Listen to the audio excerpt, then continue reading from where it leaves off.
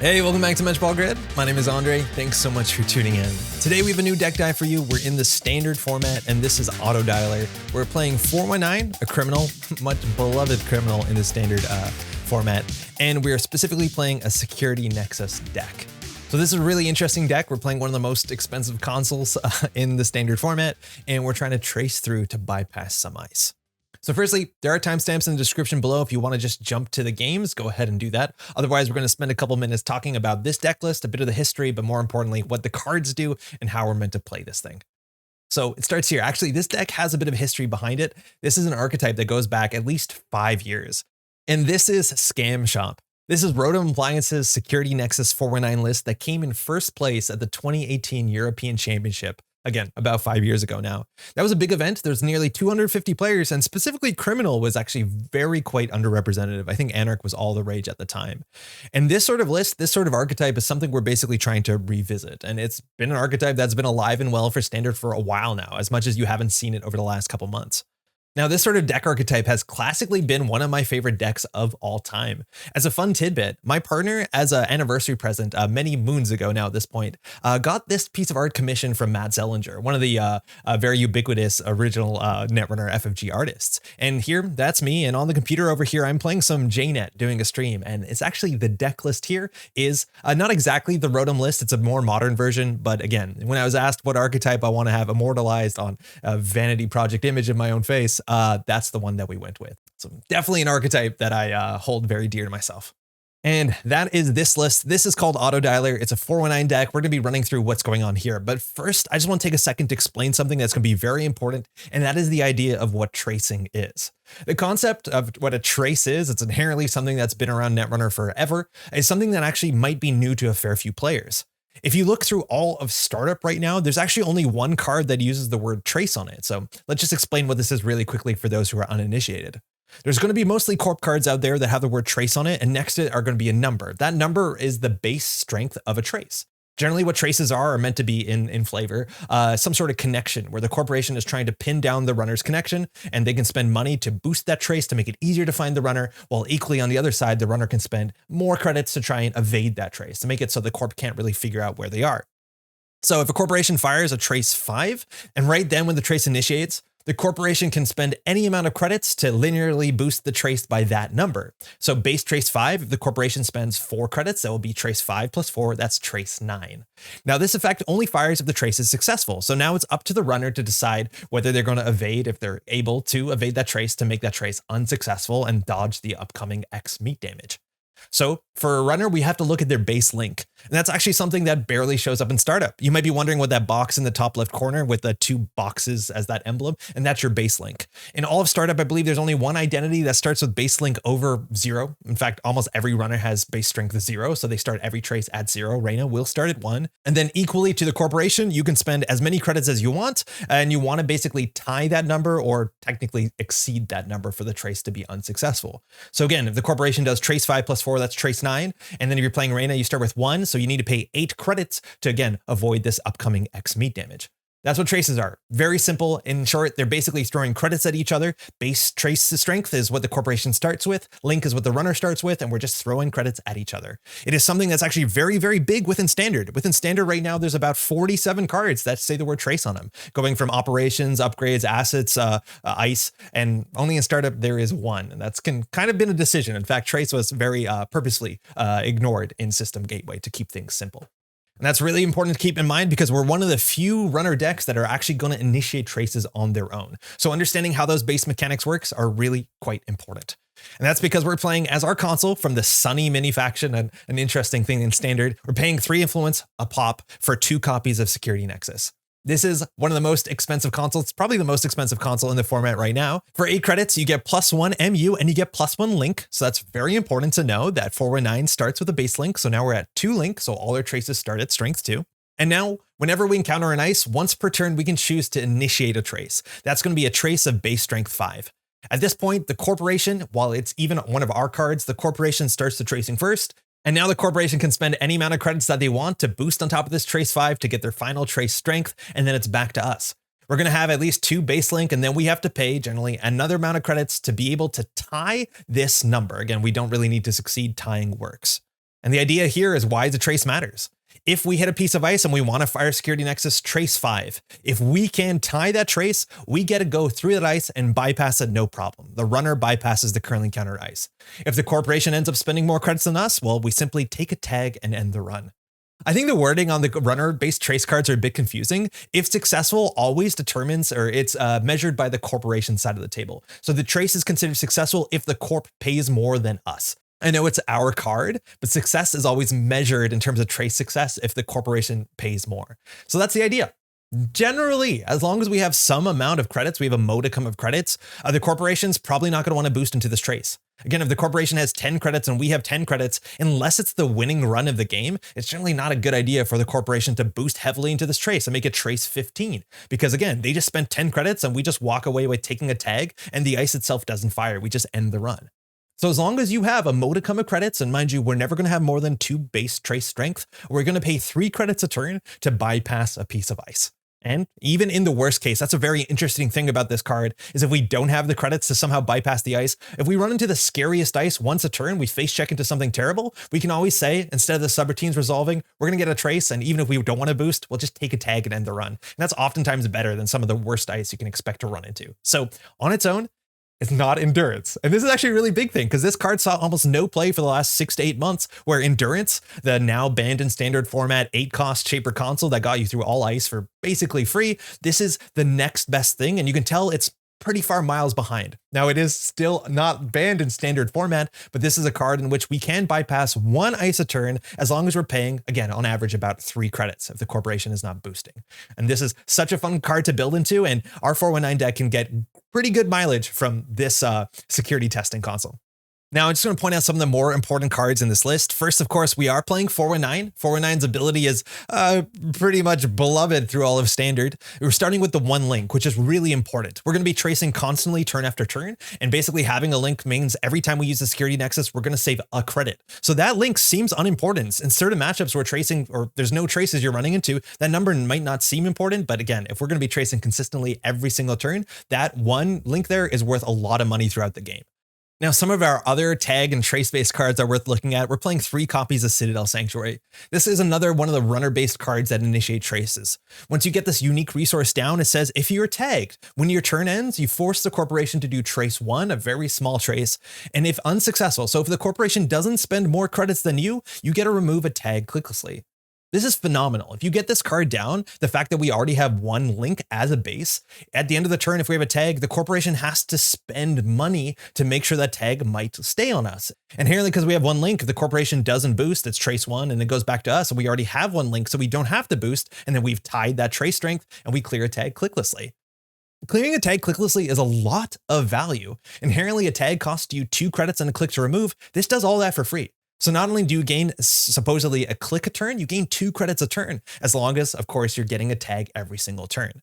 Now, inherently, one of the drawbacks of Security Nexus, one of the risks associated with it, is if the corporation ever does spend more money than you, you end up with a tag. Now, that doesn't happen realistically, the way that we play the deck and the way that we can kind of challenge runner economy. But in the worst case scenario that it does, we don't worry so much, because if they boost into that trace, they're probably not going to be able to boost into this trace. I'd argue there are some board states you'll see in the upcoming games where the corporation could boost heavily into the Citadel Sanctuary, just so they keep a tag at the beginning of their turn, but if they end up spending 10 credits, whatever it costs for us just to keep a tag, that's probably not a winning line for them, barring some very unique board states. Additionally, and a lot of people forget this card has an additional ability. You can trash this and your entire grip to prevent all meat damage. Well, if you do end up getting tagged heavily, if the corporation ever wants to hurt you with things like boom in the format or end of the line, they're going to have to trash this thing first or watch you empty your hand, which sometimes doesn't work out well for you, but it is really nice to understand that this is another panic button on top of already a very defensive ability. Now, while this card is unique, we are playing 3 copies because we need this card to hit the table consistently, because there are so many things we're going to do that it gives us tags. One of the best options here, it's rogue trading. This card costs nothing and it has 18 credits on it. That's the most amount of credits on a single card in standard, if I'm not mistaken. And we can spend 2 clicks on our turn to take 6 credits off of this, but we end up taking a tag. Now, this card shows up in 2 large decks. One, decks that want to go out of their way to get as many tags as they can. We've played tag me decks on this channel before. But secondly, on a deck that can clear that tag clicklessly at the end of their turn with something like the Citadel Sanctuary, we're just spending 2 clicks for 6 credits. Now, if you don't have your Citadel down, this card is really ugly. If you want to spend 3 clicks, 2 to take 6 off of it, 1 to clear the tag, you're spending 3 clicks to make 4 credits. Technically better than clicking for credits, but not by much more, and you probably shouldn't be doing that anyways. But this is the sort of reason why we want to play 3 Citadel Sanctuary in our deck, because we want to go out our way to make sure our Citadel is down as soon as possible, so we can play some of these ridiculous value proposition cards like Rogue Trading, which again is just 18 credits, as long as we're okay spending half our turn liberating those. But you do have to watch out. There are going to be some very fast court matchups where spending at least 3 clicks to start considering to get your first 6 credits can be a bit slow. And finally, our last tag-based card we care about is the 2 copies of Credit Kiting in this deck. You can only play this event if you made a successful run on a central server, but then you can install anything from your grip, reducing the cost by 8, and you take a tag for the cost. Now, of course, the tag we're going to remove clicklessly if we have a Citadel down, but the idea 8 lines up perfectly. We can run archives, we can Credit Kiting down our security nexus for free, clear the tag for free, and then we're kind of set up to go. 8 credits, mind you, for the security nexus cannot be understated. That's a really, really big cost. If you played Endurance, you have some idea as much as Endurance doesn't require you to sink additional money into it. So Credit Kiting is just such a fantastic card in this deck. And even if we already have our Nexus down, using a Credit Kiting to get down something that costs 4 credits, like an Earthrise Hotel, as long as we don't have to manually clear the tag, is honestly not the worst click. That is 4 credits and an install for a single click, as much as it costs a card. It's like Career Fair, but better, but more conditional, but better. And that's the basis of this deck. Mind you, Security Nexus can only deal with 1 ice a turn, so we're still gonna have to run icebreakers and different ways to deal with ice, because while we can deal with the best, the most annoying, the most expensive ice for about 3 credits a turn, we're still gonna have to deal with all the other ice on the table. And that's why we get away with running one of the most aggressive, one of the strongest and most frustrating breaker suites in the entire game, and that is, of course, gonna be in the back of our turtle friend Amakua. Amakua is an AI. It comes in at 0 strength and has no ability to boost its own strength, so inherently it can break very little ice in the format. However, whenever you expose a card, or you end the breach step, you end accessing cards and you haven't stolen or trashed anything, you get to put a virus counter on Amakua. And for every virus on Amakua, it gets that much strength. So the idea is if you get an Amakua down, you run archives and you don't steal or trash anything, of course, you get a virus counter on it. Now you have a 1 strength Amakua. Then you get a 2 strength Amakua if you keep running at a 3 strength. And at some point in the game, your Amakua will be 5 or 6 strength, which means inherently you can break basically every ice in the entire format for 2 to 3 credits. Now, this is a virus. Of course, the corporation can purge out. They can make it hard or difficult for you to run central servers, run the remote servers to get those virus counters. And that's the huge play around this card. This card is frustrating because if you can't keep the runner out, they will snowball. They'll get this breaker up that breaks all your ice for pennies, and you're not required to go out of your way to find the fractor, the decoder, the killer. This breaks everything equally well, barring some of the ice that might specifically go out of the way to hurt AI. And this card pairs so well with 2 of the things we have in our deck. Firstly, we are playing multiple copies of Leech. I've been really impressed with some of the Leech Amakua decks that have been showing up on Netrunner DB. The idea is that we get a Leech down. It's another virus thing that charges virus counters off successful runs on central servers. So the idea is with 1 Leech and Amakua, you run whatever central server you can get into with your Nexus or what's not iced well, and suddenly your Amakua can functionally break 2 strength ice. After a second run, functionally 4 strength ice, and so on and so forth. Having multiple of these down, you're snowballing so hard. You get so much value from running a central server when both of these get virus counters, let alone you can play 2 leeches. And admittedly, at that point, you still can get purged out, but that is the beauty here why we're also relying on our security nexus. Again, any of the harder stuff that our Amakua is not up to snuff yet, we can go ahead and trace through, and all the small stuff we're not going to sweat. It's a really fantastic combination. Now, inherently too, there's some very interesting parts about our engine that actually allow us to deal with a lot of pieces of ice in a very favorable way. It's important to understand that the security nexus will fire its bypass ability or tag and end the run when you encounter a piece of ice. Now, assuming as a runner, you're running in standard now 100% of the time on your own turn, your on-encounter abilities will fire before the corporation's on-encounter abilities, which means that if you run into a toll booth that has a very relevant on-encounter ability, if you fire your Nexus there, your on-encounter and bypass will happen before this on-encounter, so you will not end up paying 3 credits. This means Security Nexus is a fantastic way to deal with any ice that has on-encounter text, and there's actually a fair bit of that. Most of the NBN ice that sees a lot of play right now has very relevant on-encounter ice, so that's a very strong ability. As well, the fact that our deck has 3 Citadel Sanctuary, a way that we can clicklessly remove tags at the end of our turn, turns any sort of tag-based ice into a minor roadblock. We can run through the Vasilisa or any tag-based ice. Mind you, this has other text on it, of course, but whatever tag we have, we can just remove it clicklessly at the end of our turn. That means once a turn, we can bypass one piece of on-encounter ice, and once a turn, we can clear tag clicklessly. So any of the tag-based ice, we don't have to deal with. So that's definitely worth keeping in mind. While we do have a limited breaker suite in some ways, we have a lot of tools to kind of invalidate a fair bit of the very popular ice. We are running real breakers, that's worth knowing. We're running one copy of Amina. This card is massively expensive to install. Ideally, we're getting this down for free with the credit kiting. Sometimes you will have to pay out of pocket, of course.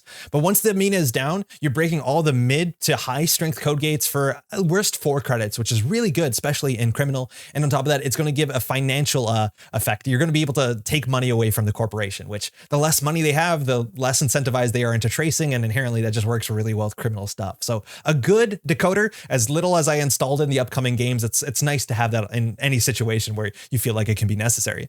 And finally, we're playing one copy of Begalter as our killer. It is just a very good program. You get some money back if you break a sentry first time a turn you fully break it. And it's maybe not exactly necessary, but it's definitely one of the best breakers we have in faction. And it's also a card that works really well with Leech.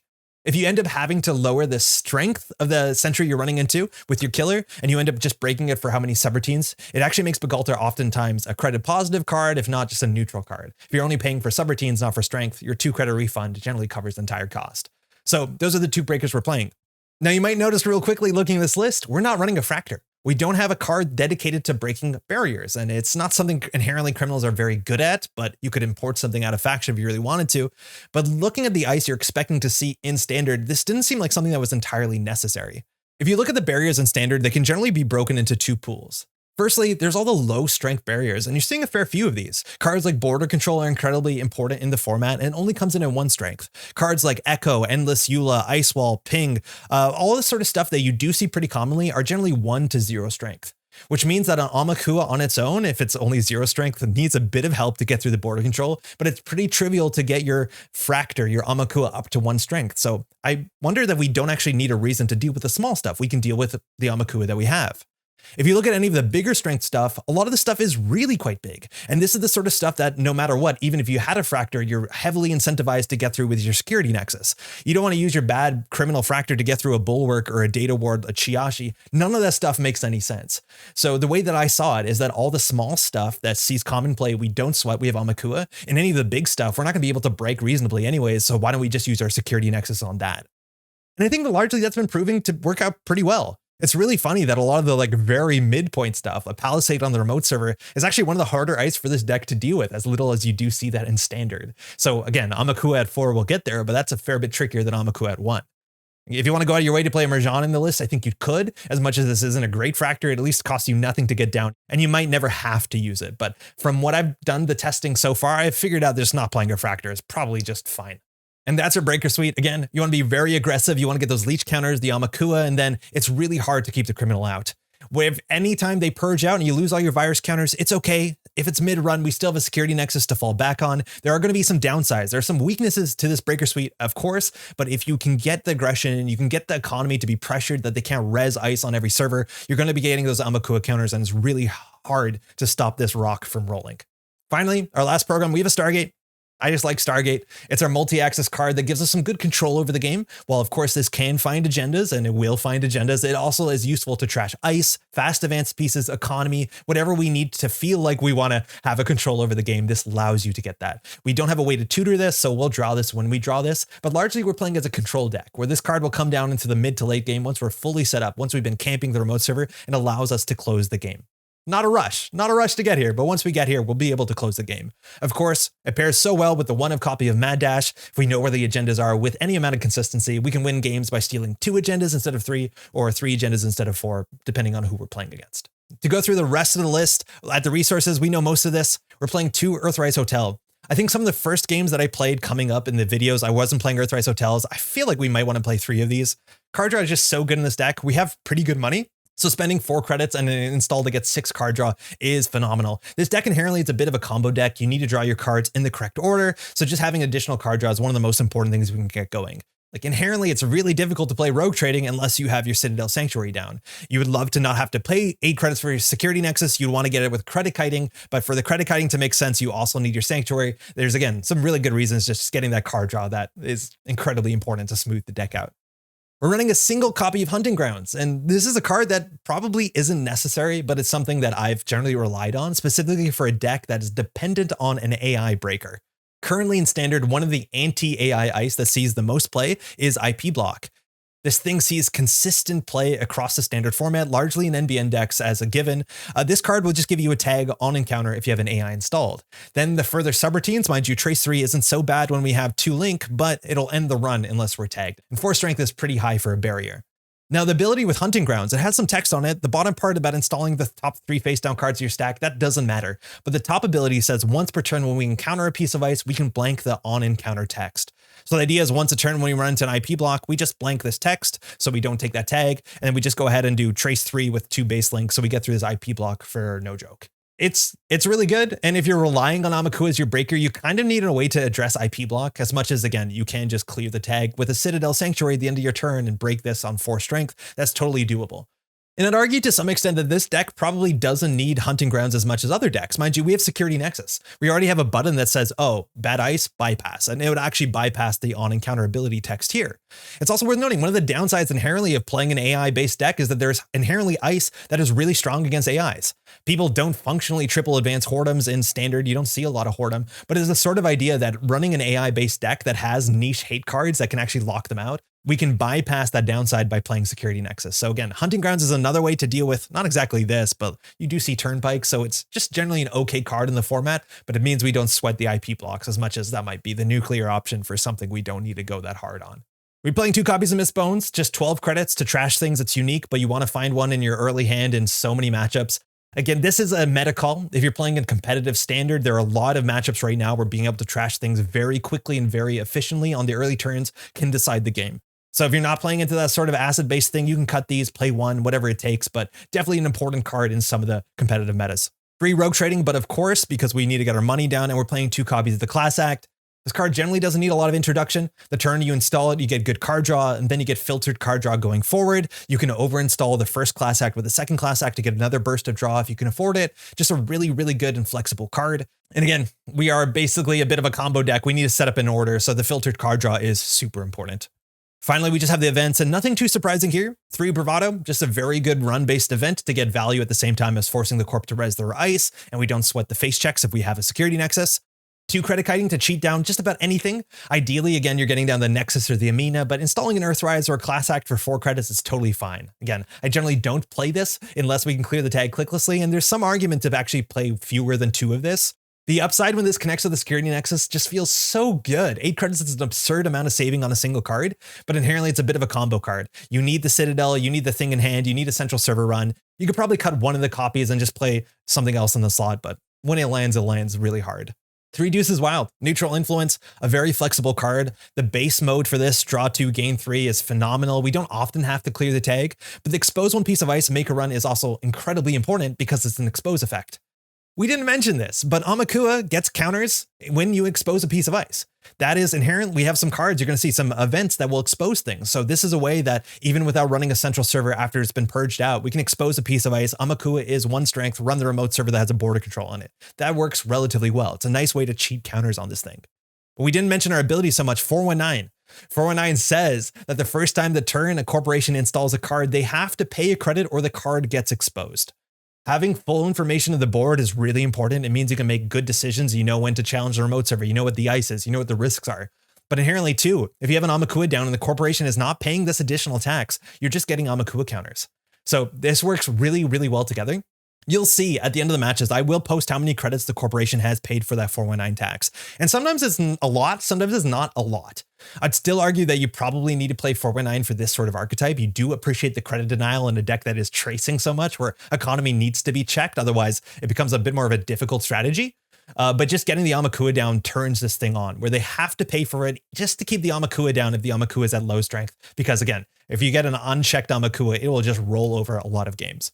Dirty Laundry is a 3 of just run-based economy, phenomenal, a pretty big staple card in every format, and we're playing 3 Diversion of Funds. This is an economy pressure card. Once you get into HQ, and you can't get into HQ too early in this deck, we're not playing Boomerang. Amakua takes some work to get to strength, but once this lands, you're taking money away from the corporation, you're putting it into your pockets. that has the ability to control the game. In the upcoming matches, you'll see a corporation on 8 credits pushes into a remote server, diversion of funds changes that entire narrative. And of course it does. But super importantly, in this deck, where the corporation, we're giving them the option to be able to out-trace us on multiple avenues, it's really important to keep their money in check. So if we take their money away, we're not worried of them tracing into the Citadel, to trace into the Nexus. So just a very valuable card, regardless of what you're doing in Criminal, but specifically in this sort of list. We're running 2 falsified credentials. This card exposes things. So another way to cheat additional counters on our ever-present Amakua, let alone if we know what's in the remote server, we know how to intelligently where and what to run. We can get some economy off of this. And if we know what's in the remote server, of course, our Mad Dash gets additional value. Very similarly, we're playing pinhole threading. It's up to you to figure out whether you want to play 2 and 2 or 3 and 1. Pinhole is in some ways the better card. You don't expose a card in a remote server, you get a look at what it is. And if it's something that's trashable, you can trash it. The fact that we don't have to run the remote server in the early game where we're not set up yet, our Nexus is still yet to come, we can still challenge early spin doctors, Rashidas, regolith mining licenses, any of the things that you're expecting to trash. But also very importantly for this deck is we're not very good at running the remote server over and over again. If we're relying on our Citadel Sanctuary, it only fires once a turn. This is not endurance, it's once a turn. So if there's an upgrade in the remote server that ends the run, like an Anoetic Void, a Managarm Skunkworks, if we can't deal with it, it's really important for us to be able to get around that ice through archives or whatever's uniced and trash the defensive upgrade so that we're able to rely on our 1 per turn bypass. Otherwise, even if you use it as an exposed card, it doesn't actually expose, but it means, we know when to run and when to Mad Dash, which is phenomenal. Finally, 3 sure gamble, but of course we are. And that's this list. And I want to emphasize here that this is a list from only 2 days or so of testing. I think there's a lot of ways you can go with this, a lot of ways you can optimize it. There are actually some very interesting cards that are not in this list that I feel like you could argue that they should be in the list. Firstly, we're lacking any sort of early game pressure to challenge single ice servers. And that's something that criminals are very good at. We're not playing any copies of Inside Job to bypass 1 piece of ice a turn. We're not playing any copies of Boomerang. And I think those are things that you could probably play in this deck. The way I saw it, I wanted to set up our Nexus as soon as possible. So again, maybe we'll need a bit more card draw, but I'd rather play the slots on our economy to get set up than these pieces that are stopgap solutions until we set up. And there's still some good value for these cards, but most corporations that are cognizant of what criminals are aware of are not scoring out in situations that they're super weak to Inside Job or Boomerang. So I do think there's reasons that you want to consider at least one of these options into your deck, but even if you don't have it, the corporation technically has to play around it. Should you still have it? Probably. I think Boomerang is also quite interesting. Cards like Boomerang and cards like also Mutual Favor, and Mutual Favor doesn't seem exactly necessary in this list. We just want to get an Amakua down as soon as possible. We don't actually need to find our Amina or a Bagalter in most matchups. But the big thing about Boomerang and Mutual Favor is that it allows you to shuffle your own deck. It's something that I ran into during testing is we have Class Act, which means once a turn when we're drawing, we get to bottom one of the cards. And the problem is whatever card we bottom is at the bottom. We literally cannot get that card until we draw through our entire deck. And so there's a lot of games where you find your early Mad Dash and you don't want it on turn 3, turn 4, so you bottom it. Same with like your Stargate. But unfortunately, because we don't have a Boomerang or a Mutual Favor, those are cards that are actually very useful just on some board states just to shuffle your deck, even if you don't need the Boomerang or Mutual Favor inherently. So I think there's some good value just to put at least one copy of one of these cards into your deck, just so that if you can shuffle, if you know the card you need is on your bottom of your deck, you're more likely that at the end of the shuffle, it won't still be on the bottom of your deck. Card draw, also very important. DreamNet was something that was in the original iteration of the deck. You're going to see a couple games with this, and DreamNet is absurd in any deck that has at least 2 link. Once we set up our Nexus, we'll have 2 link, so every 1 run a turn that's successful will get a card and a credit. That's ridiculous. You run, R&D, you get a card, a credit, an Amakua counter probably, a leech counter definitely. It's just so much value, and it's really hard for the corporation to afford to keep you out. This card, unfortunately, though, was just a bit of a luxury. It was only good once we were set up, and I valued cards that allowed us to set up. But if you can find slots for this and you can make your deck a bit more consistent, this card is a lot of gas. Similarly, cards like Blueberry Diesel, criminal are not particularly good at drawing, and this is not a card advantage card. It's largely a card quality card, and this deck actually does value getting good card quality. For us to set up, we need to find certain cards in the correct order, so making sure we're drawing into some while out drawing into the others is really important. Again, maybe you want some shuffle effects to fix your bottoming, but probably worth looking in if you're not setting up quick enough. In terms of some economy stuff, I know a bunch of versions of this sort of deck in the last couple months where it's seen some amount of play are playing a single copy of Chesva. It's worth noting that if we had any way to increase our link, we would consider it. Because if we're going to trace, 7 to 10 times during a game, every trace we fire, the link pays us out that many credits. But currently in standard, there's no reasonable way to increase your link. There used to be back in the day. And Cheslo works as 2 recurring credits to run a central server to boost into your link. Mind you, you can use this anywhere during a run on a central server, and that is a free 2 credits a turn. That's probably worth it, but this is just akin to any other economy card, but it's an economy card that only works once you are set up. So for me, it fell to the 46th, 47th card, probably worth a slot if you can get it down because it is a lot of money on a single card. We also have very little pressure, central server pressure. We have very little multi-access specifically. It's only Stargate. So you could easily play a Waken Plan, you could easily play a DECKLISTS Pass, but you'll see the way that I'm playing, it's pretty methodical. As much as we need to get that Amakua rolling, is that we just camp the remote server, and once we're ready for Stargate, once we feel like we're in control of the game, we try and close the game off. So while HQ pressure is definitely not bad, it didn't seem exactly necessary, as much as it's probably easy to put like a single DECKLISTS Pass somewhere in the deck. There's some also really other cute tag stuff you can consider. Hot Pursuit. It felt hard to get into the deck, but getting a run off of HQ where you get 9 credits is ridiculous and you clear the tag clicklessly, as much as, again, it's another card that's a bit situational. You need to be set up and you don't want to take 2 tags in a turn because then everything falls apart. Bachlan Botchkin, you're actually seeing cards like this in some of the Amakua-based decks you're seeing in Anarch. Ways to be able to cheat out ice or cheat their way through ice so that you're never locked out horribly after a purge. And Bachlan is all upside in a deck that can clear the tag. So it's a card you could definitely look at. I think it's very powerful, maybe not exactly necessary. If you find yourself running into decks that are consistently spending like 8 credits on a piece of ice and you can only Nexus through one of them a turn, this is actually a really nice tech card. I would also love to play Thunder Art Gallery. I can never make this thing work. It's way too difficult, and for what it's worth as well, femme fatale. That's cool. You can get this down cheaply. Might make sense as another bypass trick, but it's also, you probably need to play a bit more credit cuttings for this to be good. In the upcoming games, we played almost exclusively on JNet Casual against NBN and against Wayland. And let me tell you, if that's what your modern meta looks like, and currently for me it does, this deck is really, really good into that meta. NBN, you're seeing so much ice that gives tags, let alone on and counter abilities. You can bypass this, you can hunting grounds this, you can take the tag, clear it clicklessly. It's phenomenal. And then if you go over to Wayland, they're running some of the scariest ice in the format. And the idea that we can run into a Trebuchet, we can run into a Bulwark and just bypass it with the security nexus and use your bad publicity for the trace is absurd. It's obnoxious. It's really difficult to deal with. So if your meta looks like a lot of NBN and a lot of Wayland, this sort of deck archetype can sing as long as you are setting up fast enough that you're not just left in the dust. I think if you look at HB, you have a pretty good matchup as long as, again, you can keep up with their speed. And I think Jinteki can be relatively tricky.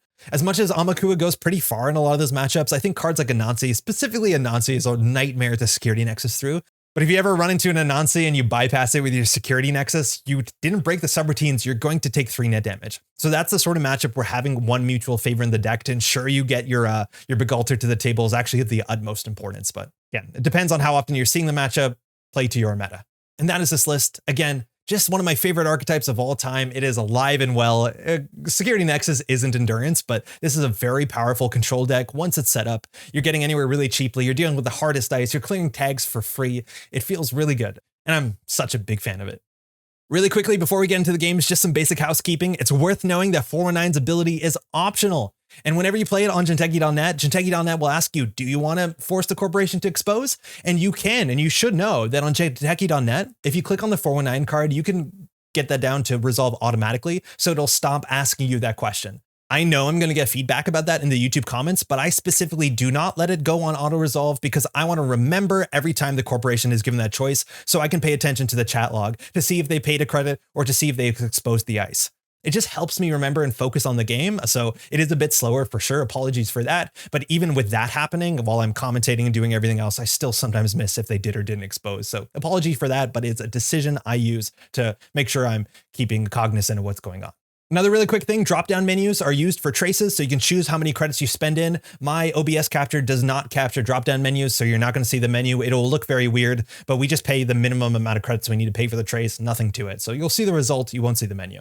And then finally, you're going to see in the game, there are a couple concessions where the corporation just concedes the game before we get to a natural conclusion. And I think that's totally fair. I think some players can be a bit negative about the idea of concessions. It feels like it's bad sporting, but I don't think it is at all. This inherently is a bit of a control deck. And once you're sit across the table from 419 who's stealing credits from you every turn, diversion of funds is keeping you down, Amakua and Leech are out of control, and they have the Nexus to deal with the hardest dice, it can be very difficult. So generally a lot of times the concession makes sense. As much as you want to, if it's a competitive setting, definitely play to your outs. Apologies if this is a negative play experience in the Jinteki casual lobby, admittedly, but this is very powerful deck potentially. And truly, finally, If you appreciate this sort of content, you like the deck dives, the games, the deck explanations, liking this video, sharing it with a friend, subscribing to the channel does a lot to help this channel grow and work with the algorithm. So it'd be greatly appreciated. And that's it. We're going to have some games coming up. This is Auto Dialer 419. We're still playing Security Nexus. It ain't endurance, but let me tell you, it can definitely get you there. Enjoy the games. All right, we're playing in standard. We're playing 419. This is our tag scam deck. So we're a Security Nexus deck. We want to take tags, but then we're going to clear them. We're playing against NBN Pravdivost Consulting. It's hard to read what this deck could be. It could be largely anything. We have an idea they're going to have some NBN ice. This hunting grounds is going to be really, really powerful in the matchup. If they're running things like IP block and a minimum, turnpike you're seeing in standard, and then mess and chest, so it makes a lot of sense in Pravdivost. So I like this hand a lot. We have the Citadel rogue trading combo to set up as long as our economy is good. We're going to keep this hand for sure. So hard to say what they're up to. Again, once we make successful runs, they get advancements. So that could be things like Urtica Cipher, but it could just be going fast, getting NAPD Cordon to protect your agendas. We're of course 419. So their first install a turn, they're going to pay a credit unless we're going to see what it is. So that slows them down. That's good. So 2 ice, that means we can be a bit slow too. So I think we want to do 1, 2, 3, 4 and just clear. So we're gonna play it on the Citadel. We're gonna play the rogue trading. We're gonna get 6 credits, and then the trace here is gonna fire. It says trace 1, and because we have a link, we don't boost in it because the corp doesn't boost into it. And now we have a click for 2 clicks for 6 credits button on a 0 cost card, which is pretty buck wild.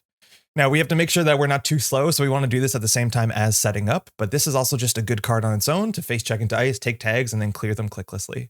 So we could just face check into HQ here. Installing a single card a turn, a lot of times you want to install 2, but that means they might have something they want to rush out.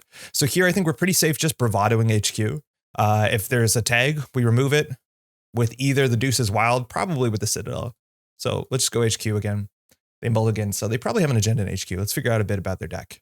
We might want to put the hunting grounds down first, honestly. I just don't think there's that much. It's not like there's an advanced mess in Chesto here. So we'll see how this goes. We could just technically die. I'd be surprised. Opponent's thinking no further action, so we're getting an access and 7 credits after this. They get an advance a card. So if they advance ice, we have a bit of an idea. That's Tollbooth, another really good target for our hunting grounds.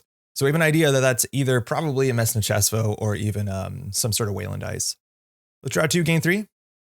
All right, we have a credit kiting that's pretty nice. It allows us to install something really cheaply here. I don't know if we actually need to hit the rogue trading. We're on 14 credits, that's enough. Let's just draw up until we find something to get down on the table. We want a class act. We want some sort of card draw. And falsified is really good if we're going to struggle to figure out, hey, what's in the remote server. As much as the deck doesn't have boomerang, we're going to need to get our security nexus down sooner than later to be able to run through ice. Credit. Again, they could advance something or install something last click, and we can figure out what it is. Whether we're able to get through the ice, though, on the remote server, that's a harder thing. So we're going to want to draw into our security nexus or our Amakua as soon as we can get it, just because that means we'll have some real teeth. Upgrade on HQ, no idea what that is. They prevented the installation of that, or the expose, excuse me, of it. I think Chrism Grid makes the most sense, but I'm not sure what NBN upgrades we're expecting. Yeah, not sure. Let's draw up. There's our turtle. With our turtle, we can just start face checking. If there's an IP block, we can clear the tag clicklessly, let alone with the hunting grounds. So I think we just want to get this down and we can face check here. I don't want to dirty laundry, but let's see what this could be. There's a reason to put the hunting grounds down, but if it's an IP block, we clear the tag clicklessly anyways. It's just a funhouse. So that's really good that we didn't put the hunting ground down because they rezzed that. And so now we can put down the hunting grounds and come back later. So with 2 credits here, this can't be a Messna Chesfo. It has to be an advanceable ice. So I think it can be an ice wall or nothing else. So we're going to run R&D here. No further action. Again, we want to get a successful run. To get our Amakua, there's a hedge fund off the top. They can't play that this turn unless they have some sort of economy operation like a planogram. So just click for 2 means that next turn we really want to force them to res ice because then they can't play their hedge fund. We have some really good incentives to try and make successful runs here. So if that is a Messna Chesfo, it's going to be 4 strength. I think we just want to keep drawing in. Yeah, let's just draw deeper. Again, even if they hedge fund up, they haven't pushed anything on the board state and we're doing okay. That's an extra Citadel. Time to diversions. Yeah, almost. They can probably get through with the diversion with a Chrysium. So I don't actually want a diversion on this board state. We have a Stargate that's definitely powerful. Here, I think we can just afford to dirty laundry archives. It gets us an Amakua counter, which we want to get this to 4. And then I don't know if we want to show the hunting grounds right away. Again, I don't love showing these really impactful cards on our last click because then our opponent has an entire turn to deal with it. I think we can draw up once more and maybe throw a Miss Bones. There's a chance Miss Bones is okay on HQ, but I don't think she's that important that early. So I'm going to throw out these 2 cards. Credit Kiting's just a really good card. Even if we get down something like an Earthrise Hotel or a Class Act for 4 credits. Actually, we're not playing Earthrise, but just about anything's good enough. So they prevented exposing. We're going to expose it. I think we're going to name asset. I don't think scoring behind a single ice makes that much sense against HB. So we're going to call asset here to see if it's a Rashida or something. It's a Better Citizens program. So whoa, 4-2. We get a tag when we play a run event. So we definitely want to get into the server. The question is, what would we need to get into the server? I'm pretty sure 5 strength is going to get us through everything. So it's going to dirty laundry archives here. 4 strength gets us through Mess Chesso. It gets us through a lot. So I think we run archives once more to get to 5 strength so we can deal with Tilt Booth.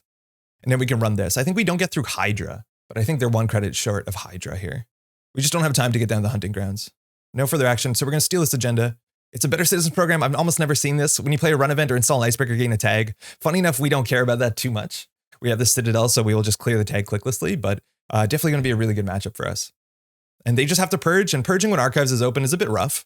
They probably have another agenda in HQ. And again, we can run through this for 4 credits with the hunting grounds down, which we're in no rush to do that. Once we have a diversion or something, we will. We just want to continue to set up. We could consider bravadoing server 1. I don't think we really need to here. Otherwise, we're throwing out a card. I think we can just get the rogue trading. I don't know if we need to be on 22 credits. If we draw 1, we discard 1. Okay, we'll just get this down. Again, we'll show them this, but now we can definitely diversion HQ. If they res a Chrysium, I think we're okay with it. We pay 4 to do that, which is a fair bit. In fact, we don't pay 4. We just take the tag. So this is why you don't do this last click, because they just advanced or install something here. But admittedly, we're going to cost them a lot of money. They've spent 4 credits for our ability so far, and icing up everything's good. All right, we're going to diversion archives. Again, we don't care if we take a tag. There's not that much we're worried about. We could end up taking some damage if we run into Vasilisa, I think, or not Vasilisa, unspying Sarevna.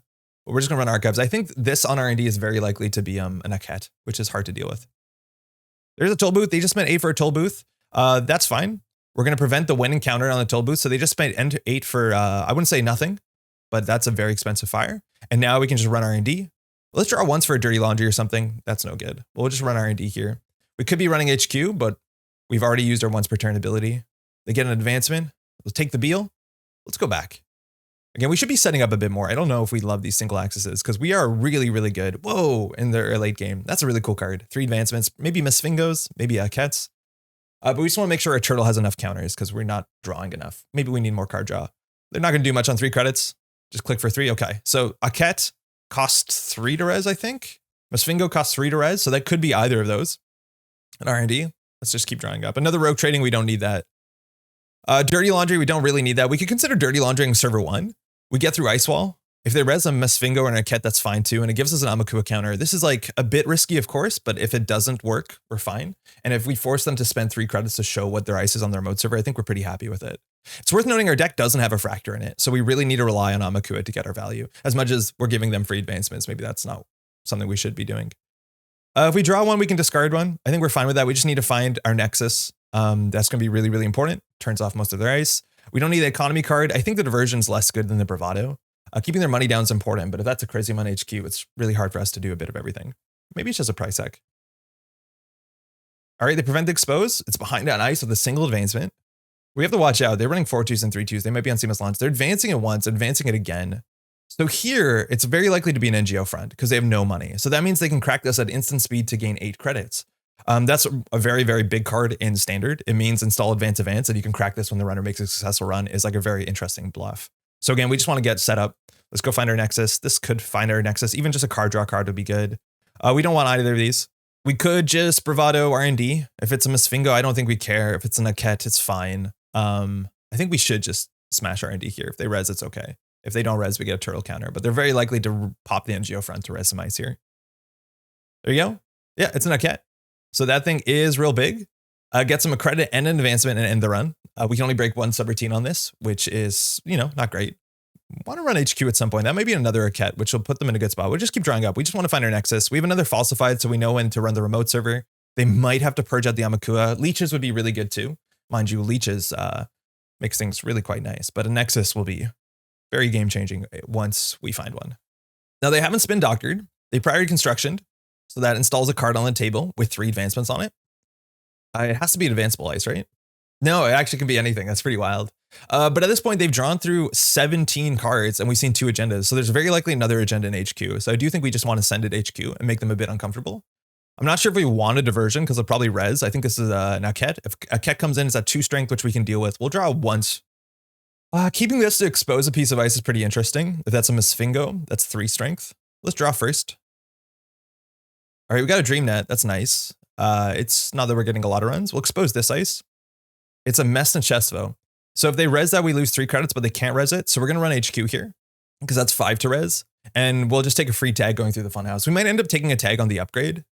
We actually could have diversioned this turn. We still can in theory. Like in theory, we can jack out here in diversion. It depends on the upgrade. If it's a Chrism, I think we're totally fine with that. I think we do jack out and just diversion here. Yeah, I think we just want to control the game. An Axis actually would have probably been worth it. Floating a tag seems bad though. But now it depends what this upgrade is. If it is a diversion, it's fine. If it's something like a Prisec, we don't actually access it, so it won't fire. So it has to be a Chrism, I think, to be important. So here we'll just take the tag because we clear the tag clicklessly. We could have got some free runs on HQ a couple turns ago, so we'll take the tag. And if they can't res something that, you know, saves them money, we'll take 4 credits from them.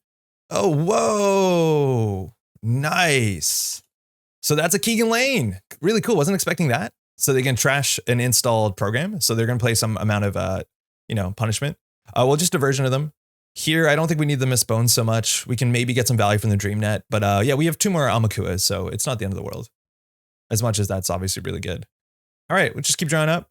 Daily Cast, 1 of in the deck. I think we might just need more card draw. Our money seems really good. Oh, there's the Nexus. So in theory, we can get the Nexus down for free if we made a successful run on a central server. I think we just run HQ. Admittedly, we'll have 2 tags, so it's a bit late. I think we have big incentives to run HQ regardless because it's been many turns and they have, again, they've gone through almost 20 cards. So there's probably 2 agendas in HQ there. So I think we just go HQ anyways and put down the Daily Cast this turn. We know they can't res this. So we'll just take the tag, clear it clicklessly, get an access here. They get an advancement, but they do. It's a focus group. Super cool. So this allows them to put a lot of advancements on a card if they can nail the type in hand. And we don't actually have a really good type in hand. We have a bit of everything. So here, I think, well, we could put the Dream Net first. I'm just going to put the Daily Cast. We can discard something here. The credit kiting in theory is worth 8 credits and a click. So that's obviously a lot of money. Falsified is really good. Pinhole is less necessary because it's kind of hard to run any server right now. Admittedly, that'll be a bit different, but we have Falsified if we need to run the remote server. Admittedly, if there's 2 ice on the server, we're in a bad spot. So credit, hedge fund, they got out of the hole. And here they can res Mess and Chesvo. So we still have some really good incentives to run HQ. Again, to get the credit kiting down, we have to run a central server. So I think we just have to play Security Nexus. I think we just cast Security Nexus to run HQ. So this is the Nexus. It's a big one. Again, when we encounter a piece of ice, we can just, what's it called? Security Nexus it. So it's just trace 5. We're going to spend 3 credits to get through a piece of ice. That's pretty fair. You could boost your link if you wanted to. You can also run, I think, some versions of this type of deck. Oh, they boosted 1. Okay. So we'll pay 4. That's fine. They ended up paying 6 credits.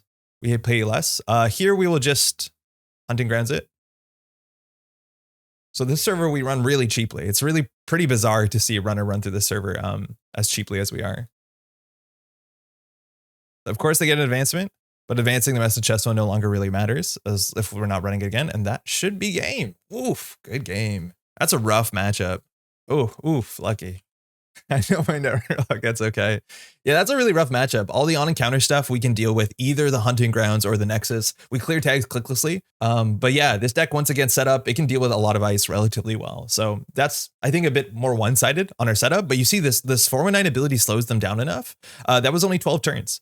We had more money than we needed to. We were leaving money on the table for sure, but we just incentivized setting up a fair bit. I wonder if we just need a bit more card draw on the deck to get the Nexus going.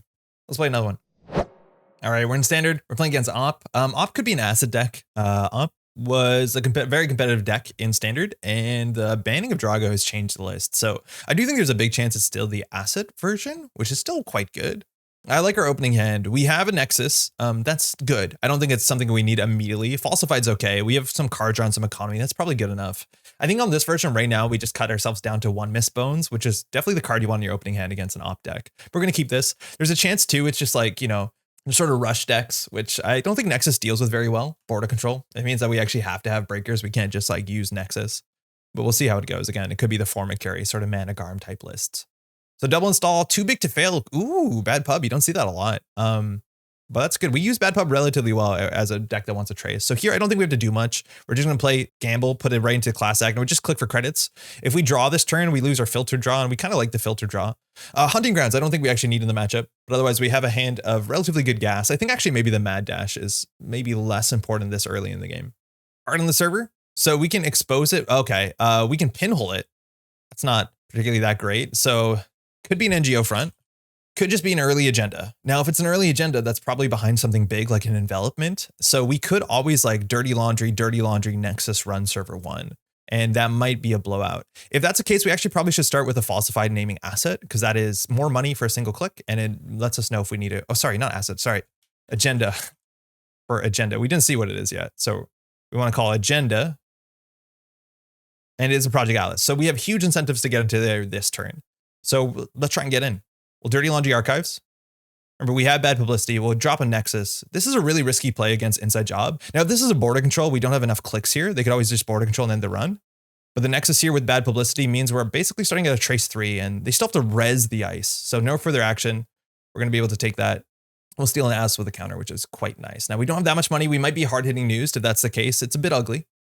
We'll see if they have the punishment here, though. We do still have now 2 link, though, with the Nexus. So it's hard to punish us with hard-hitting news. Oof, barely got there. Barely got there. Again, we could have double dirty laundried. I do think any advanceable card in this deck is probably an agenda, but I do think that was technically one more credit, which helps if we didn't want to do any of the trace math. Just credits. Okay, so they've drawn through 10 cards. So they have probably another agenda in hand. I think we just want to set up. Let's draw, get our filter draw. Amakua or Citadel? Citadel is probably a bit more important. We do need the Amakua though, but Citadel means we can rely on our rogue trading, which is kind of nice. Amakua is important though for running stuff and just getting set up. I think the Amakua might be a bit better. Because we can do Amakua. We didn't get punished for harding news. We can dirty laundry archives. We have a click left. Let's draw. I don't think we draw once more. We may just take a credit. I'm a bit worried about tag punishment, but we haven't seen it so far. We can just go again. I think we want to set up a bit more. So yeah, we should have drawn probably for dirty laundering. I don't think there's a better draw though that we can get. All right, so this is tricky for them. They're going to need 2 ice here. We have a pinhole if we want to deal with that. If it's just a trashable, it's a Rashida. So that gives us an Amakua counter. They're going to res it so we can expose it. That's a really good play. And it's on top of something, probably a Managarm now, or even a Warroid sometimes could be rough. So we're going to draw once. Our plan is to draw. Then we're going to pinhole threading the Rashida so they don't have it. And then we're going to sure gamble. There's also a chance that this is I think very likely that this also could be a Mavirus, which is just a really good card in this sort of deck. And it means we can't rely on Amakua. Luckily, we have Nexus for backup, but I think that's what our turn is. Don't really have a choice there. Let's pinhole so they don't get a Rashida. And I think here we can just afford to put down the Earthrise Hotel. We're down to 5 credits. Again, we have 2 links, so we're still a bit safe against hard-hitting news, but technically is a possibility. But this is nice clickless card draw. Here, I think they can push out an agenda. Prevent expose. Advance. Seems like an agenda. I don't think we can deal with that. So we got to pick what card to put on the bottom. We have an Amina. That's nice, albeit definitely a bit expensive. We can't really get the rogue trading down until we draw into our other thing. So do they have another agenda in HQ is the question. It's been many turns. I think we could just maybe send the Bravado into server 1. We have to watch out with the Stavka. We basically have to Nexus it. And unfortunately, if we Bravado, they're going to have more money than us. So it's easy for them to beat the trace. If that's the case, we just take a tag and we don't feel too bad about it. But if they res a Stavka and then beat the trace, they're generally spending like 6 credits. Atlas with a counter would be pretty bad. Let's see if we can get economy here. Falsified's good. So this has to be an upgrade. That can put our Amakua at 3. I think we can do it. So we know it's a ganked. Ooh, good to know. Now they could consider resing that, but we know that the server is probably a bit of a nightmare and Nexus doesn't deal with ganked relatively well. So they're going to try and hurt us and trash our stuff. I think here we can just Bravado HQ. We have 6 credits, 2 link and a bad publicity. So even if they res here, and if they don't res, we get Amakua counters, which is kind of, you know, what we want to do anyways. There's an audacity. Okay. So as soon as they get to 5 points, they can score out. Let's just keep drawing. Again, once this gets up to 7 strength, I think there's no ice they're really threatening, unless they're also on bad publicity, which they could be. And there might be running like Bulwark, which is an 8 strength ice. They prevented exposed. Seems like it's a hostile. We love the bad publicity. Let's get 2 more cards. Diversion seems really good here. I don't think we need the daily cast. Mind you, I do like Leech a fair bit. It does support the Amakua. And it looks like they're going to let it stew here. So we can punish the stew by getting our Leech down, diversioning, and then we can consider running the remote server. But this is really good. There's a big chance that the Amakua on 4 is going to deal with this ice. If it's an envelopment, they res 5, we can Nexus it. And if they res 5, go down to 7, we might be able to just run server 1 with a Leech. counter. Okay, so we just don't want to mess it up. The question is, can we run the remote server on 18 credits with bad pub? We have an Amaku at 5, and they have a ganked. I think we can. Again, we can always jack out before we get a successful run if we know the ganked is going to hurt us. So it is a trebuchet. Very cool. So they're on regulatory for sure. We want to do a trace 5 here. We're 1 short. And that means that we're going to be thrown back into the trebuchet. So we can't let that happen. So here, unfortunately, we have to pay 3.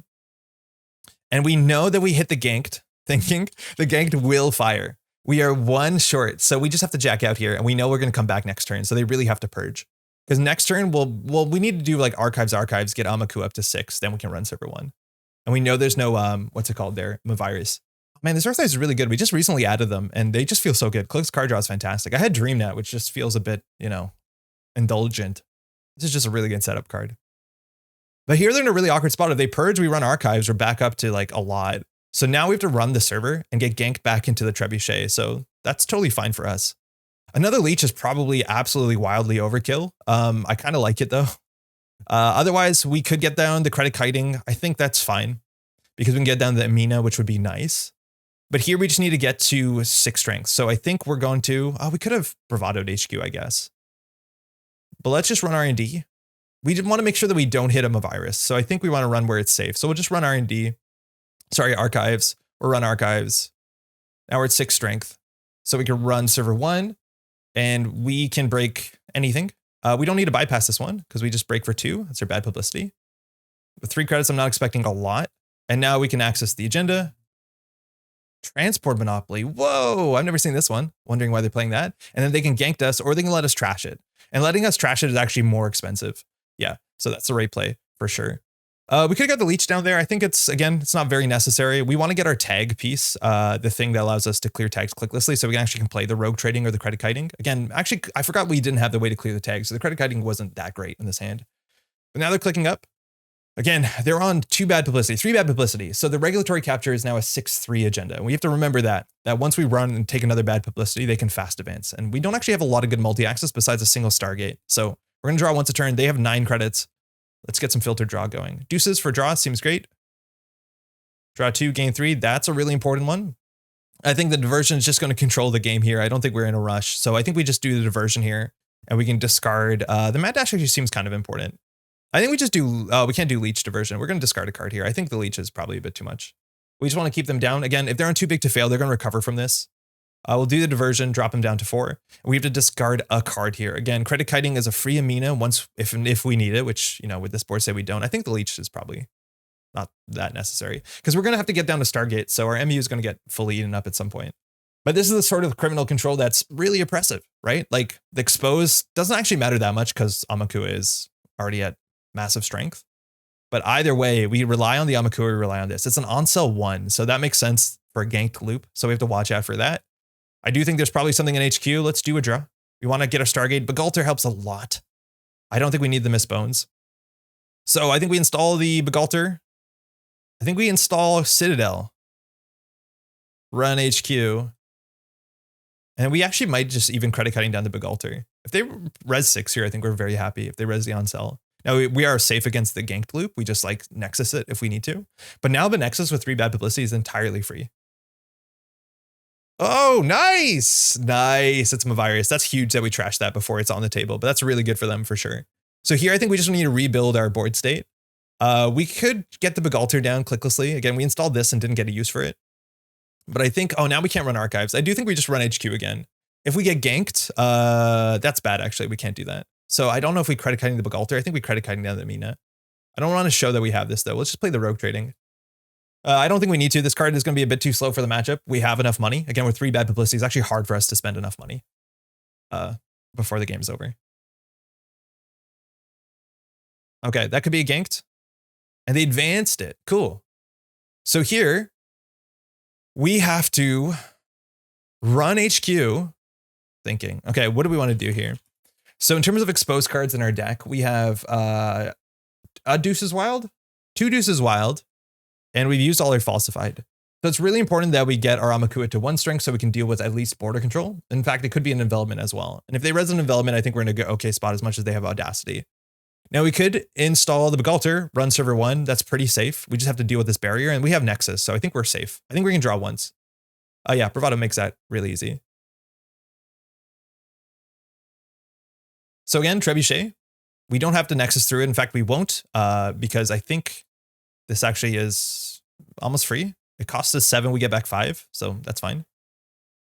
And then this thing, if it is a big old barrier, we can Nexus it. Now, immediately, if it's a border control, we actually one-turn the Amakua. We could have considered running a central server first. Atlas with a token. That's important. Mad Dash could have won. Mad Dash could have won. Why didn't I Mad Dash? I thought it was a border control. But yeah, that was a bit of a desperation play. Assuming that we didn't have the Begalter there, this probably is centering into barrier, and then we can't deal with that. So yeah, I think they took that line for sure.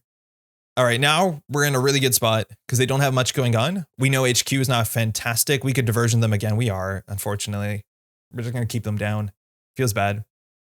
All right, they're resing that. That makes sense. Okay, so we want to trace through it. We give them the ability to dump their credits. We don't want to do that. So we're going to break this again. It's only cost us 1 credit. Now, we're not going to be able to get ganked here because it's diversion of funds. And now we can just run R&D. I don't think there's much we want to do. We could get down our Amina, but I don't think we have to. And here they can't fire any tricks. Zato, we'll trash that for bad publicity. We're not getting Amaku counters, but we are getting leash counters. Envelopment, good to know. So now we can break 4 strength ice. Again, I wish we had more Earthrise. Just getting clickless card draw is so good. They're down to 0. All right, let's draw once first. We have the Stargate. That probably is going to close the game right here. Even if we see a 1-pointer, that should be it. But Stargate's going to just slap that down. We'll see 3 off the top. A border control. Launch campaign, Trieste. I don't want to deal with the border control. I'm okay with them drawing the launch campaign. I obviously don't want to deal with Trieste. That seems mean. We only have 1 more click though, so we can't run back and trash both of them. So we'll just keep drawing up. All right, 2 credit kiting. So they're drawing a 2, a launch campaign, and then a Trieste. Mind you, Trieste means that they can make Biroids unmanageable. Now it says you can't break subroutines. That means we can still Nexus it. So we're actually not that worried about it, but we can't break subroutines. Runner cards can't. So that means we can click through the Biroid, or of course we can use a Nexus because Nexus bypasses. So that actually deals. This is one of the few cards that like deals with that low-key combo.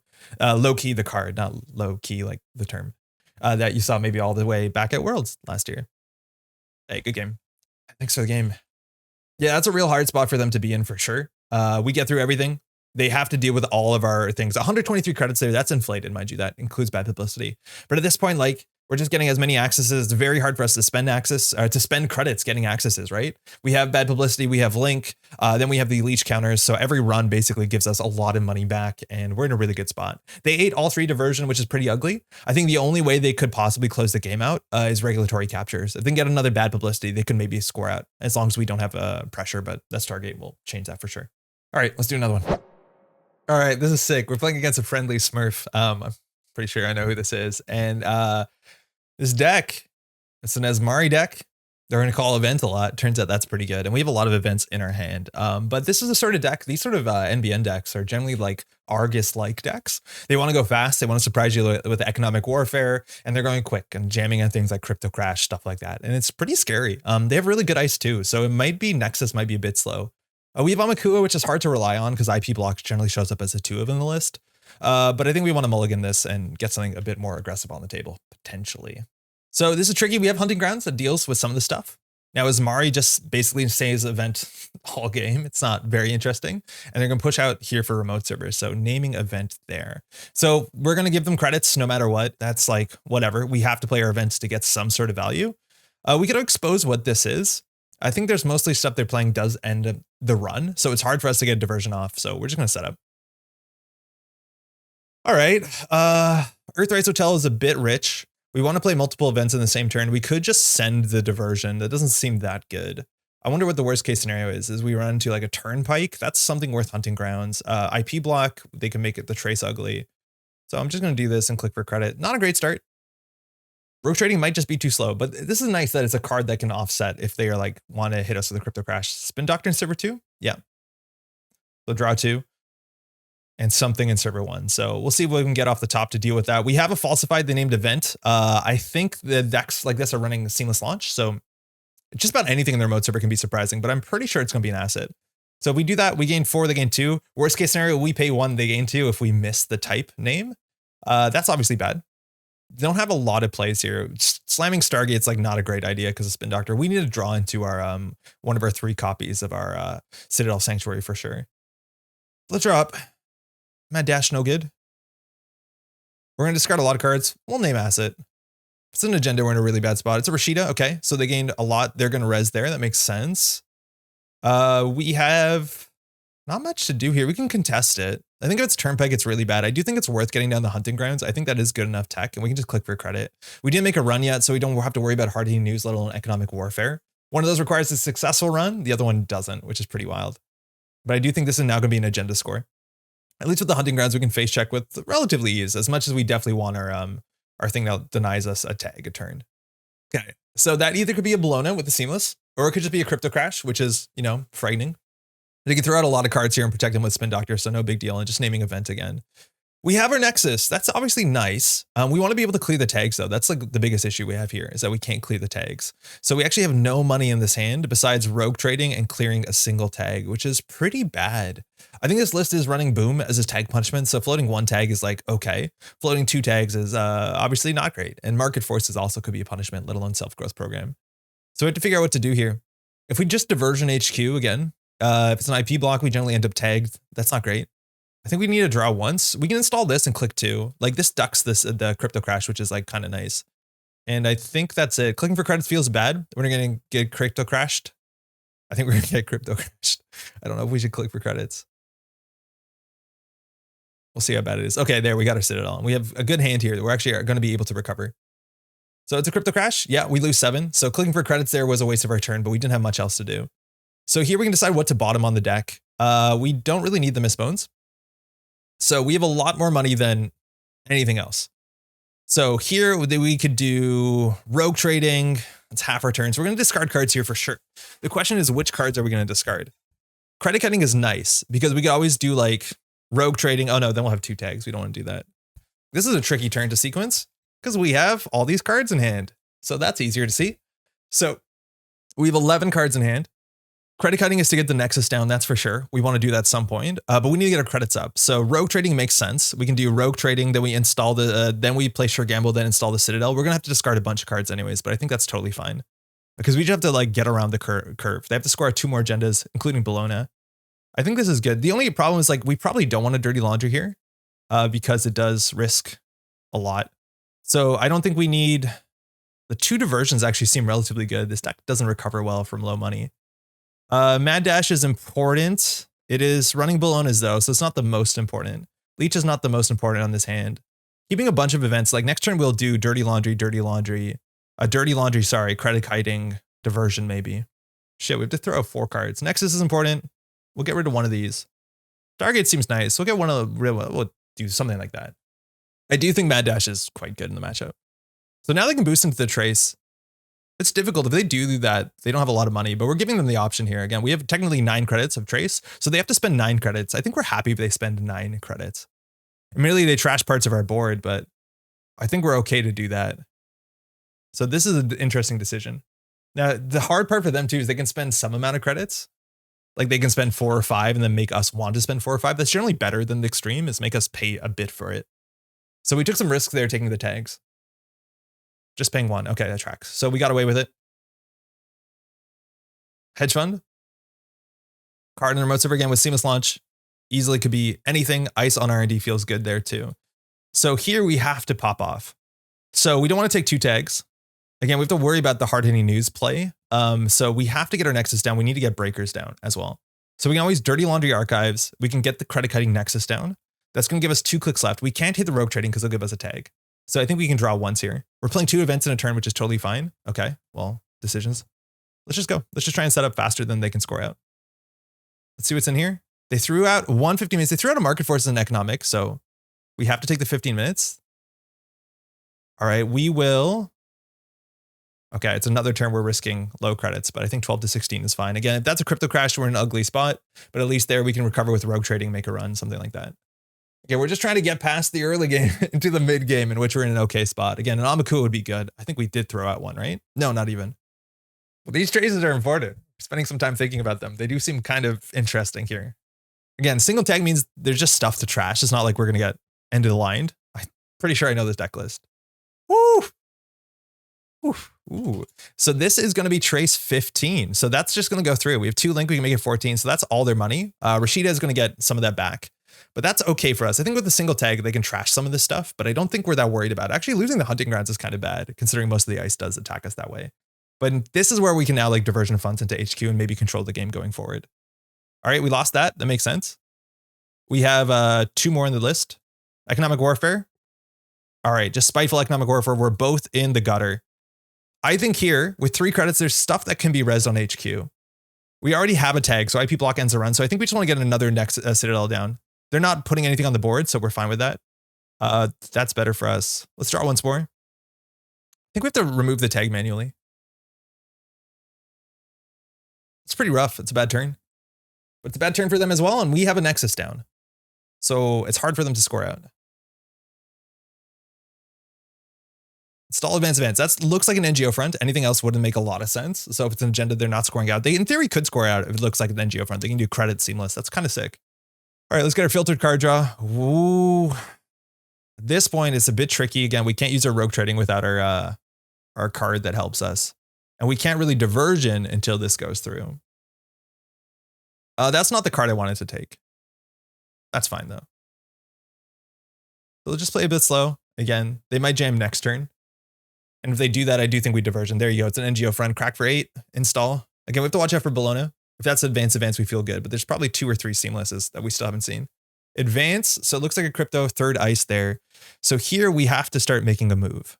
So it starts by either diverting, running HQ, and then we can bravado their mode server. I think that's fine. So they're probably not going to have money here at the end of this exchange. We can float a single tag. So we gave them 2 credits. I forgot about that. That's pretty good for them. But now there's some math to be done here.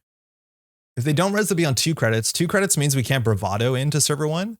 Like that's the ugly thing is we can't really bravado. We'll probably have to bravado R&D, then run server 1, unfortunately, because we need money for the traces. But this is a really important decision point. We need to get them down to like 2 credits, and even then they can seamless out. So Turnpike. Okay, so we'll hunting grounds that, I'm pretty sure. I think we float the tag here. So we do hunting grounds. Again, our ice suite's so good against this. So we'll do hunting grounds to prevent the on encounter. If we let them trace though, they can boost all their money into it. I think we're fine with that. All right, so then it's trace 5 to bypass this. So it's either do you want to do a trace 5 or a trace 5? We're going to do the one that doesn't end the run. So they can fire this. If they boost all their money into it, that's fine. We have a tag. A single tag though, with the market forces in the bin is okay. So they do trace 8. All right. So we're still going to take all their money. And now they have no money. So this could be an NGO front. If it is, we get blown out. If it's not, we get away with this. We might have to run back if it's a Bologna. That's the only downside here. Cryptocrash stole it, gained 300 credits. We're on 11 credits. They're on 0. Here we can consider clearing the tag. I think we do. I think we just play it safe. All the economic warfares are out, and we're now finally in control. Spin Doctor's going to be cracked, so we're going to put back Rashida and Rashida. So reasons to run the remote server, but there's not much they can do besides click for credits. We need to get our Amakua down, but we have turned the corner successfully. We want to draw once a turn. And our Mad Dash is on the bottom, right? It's Enigma on HQ. Very important to know.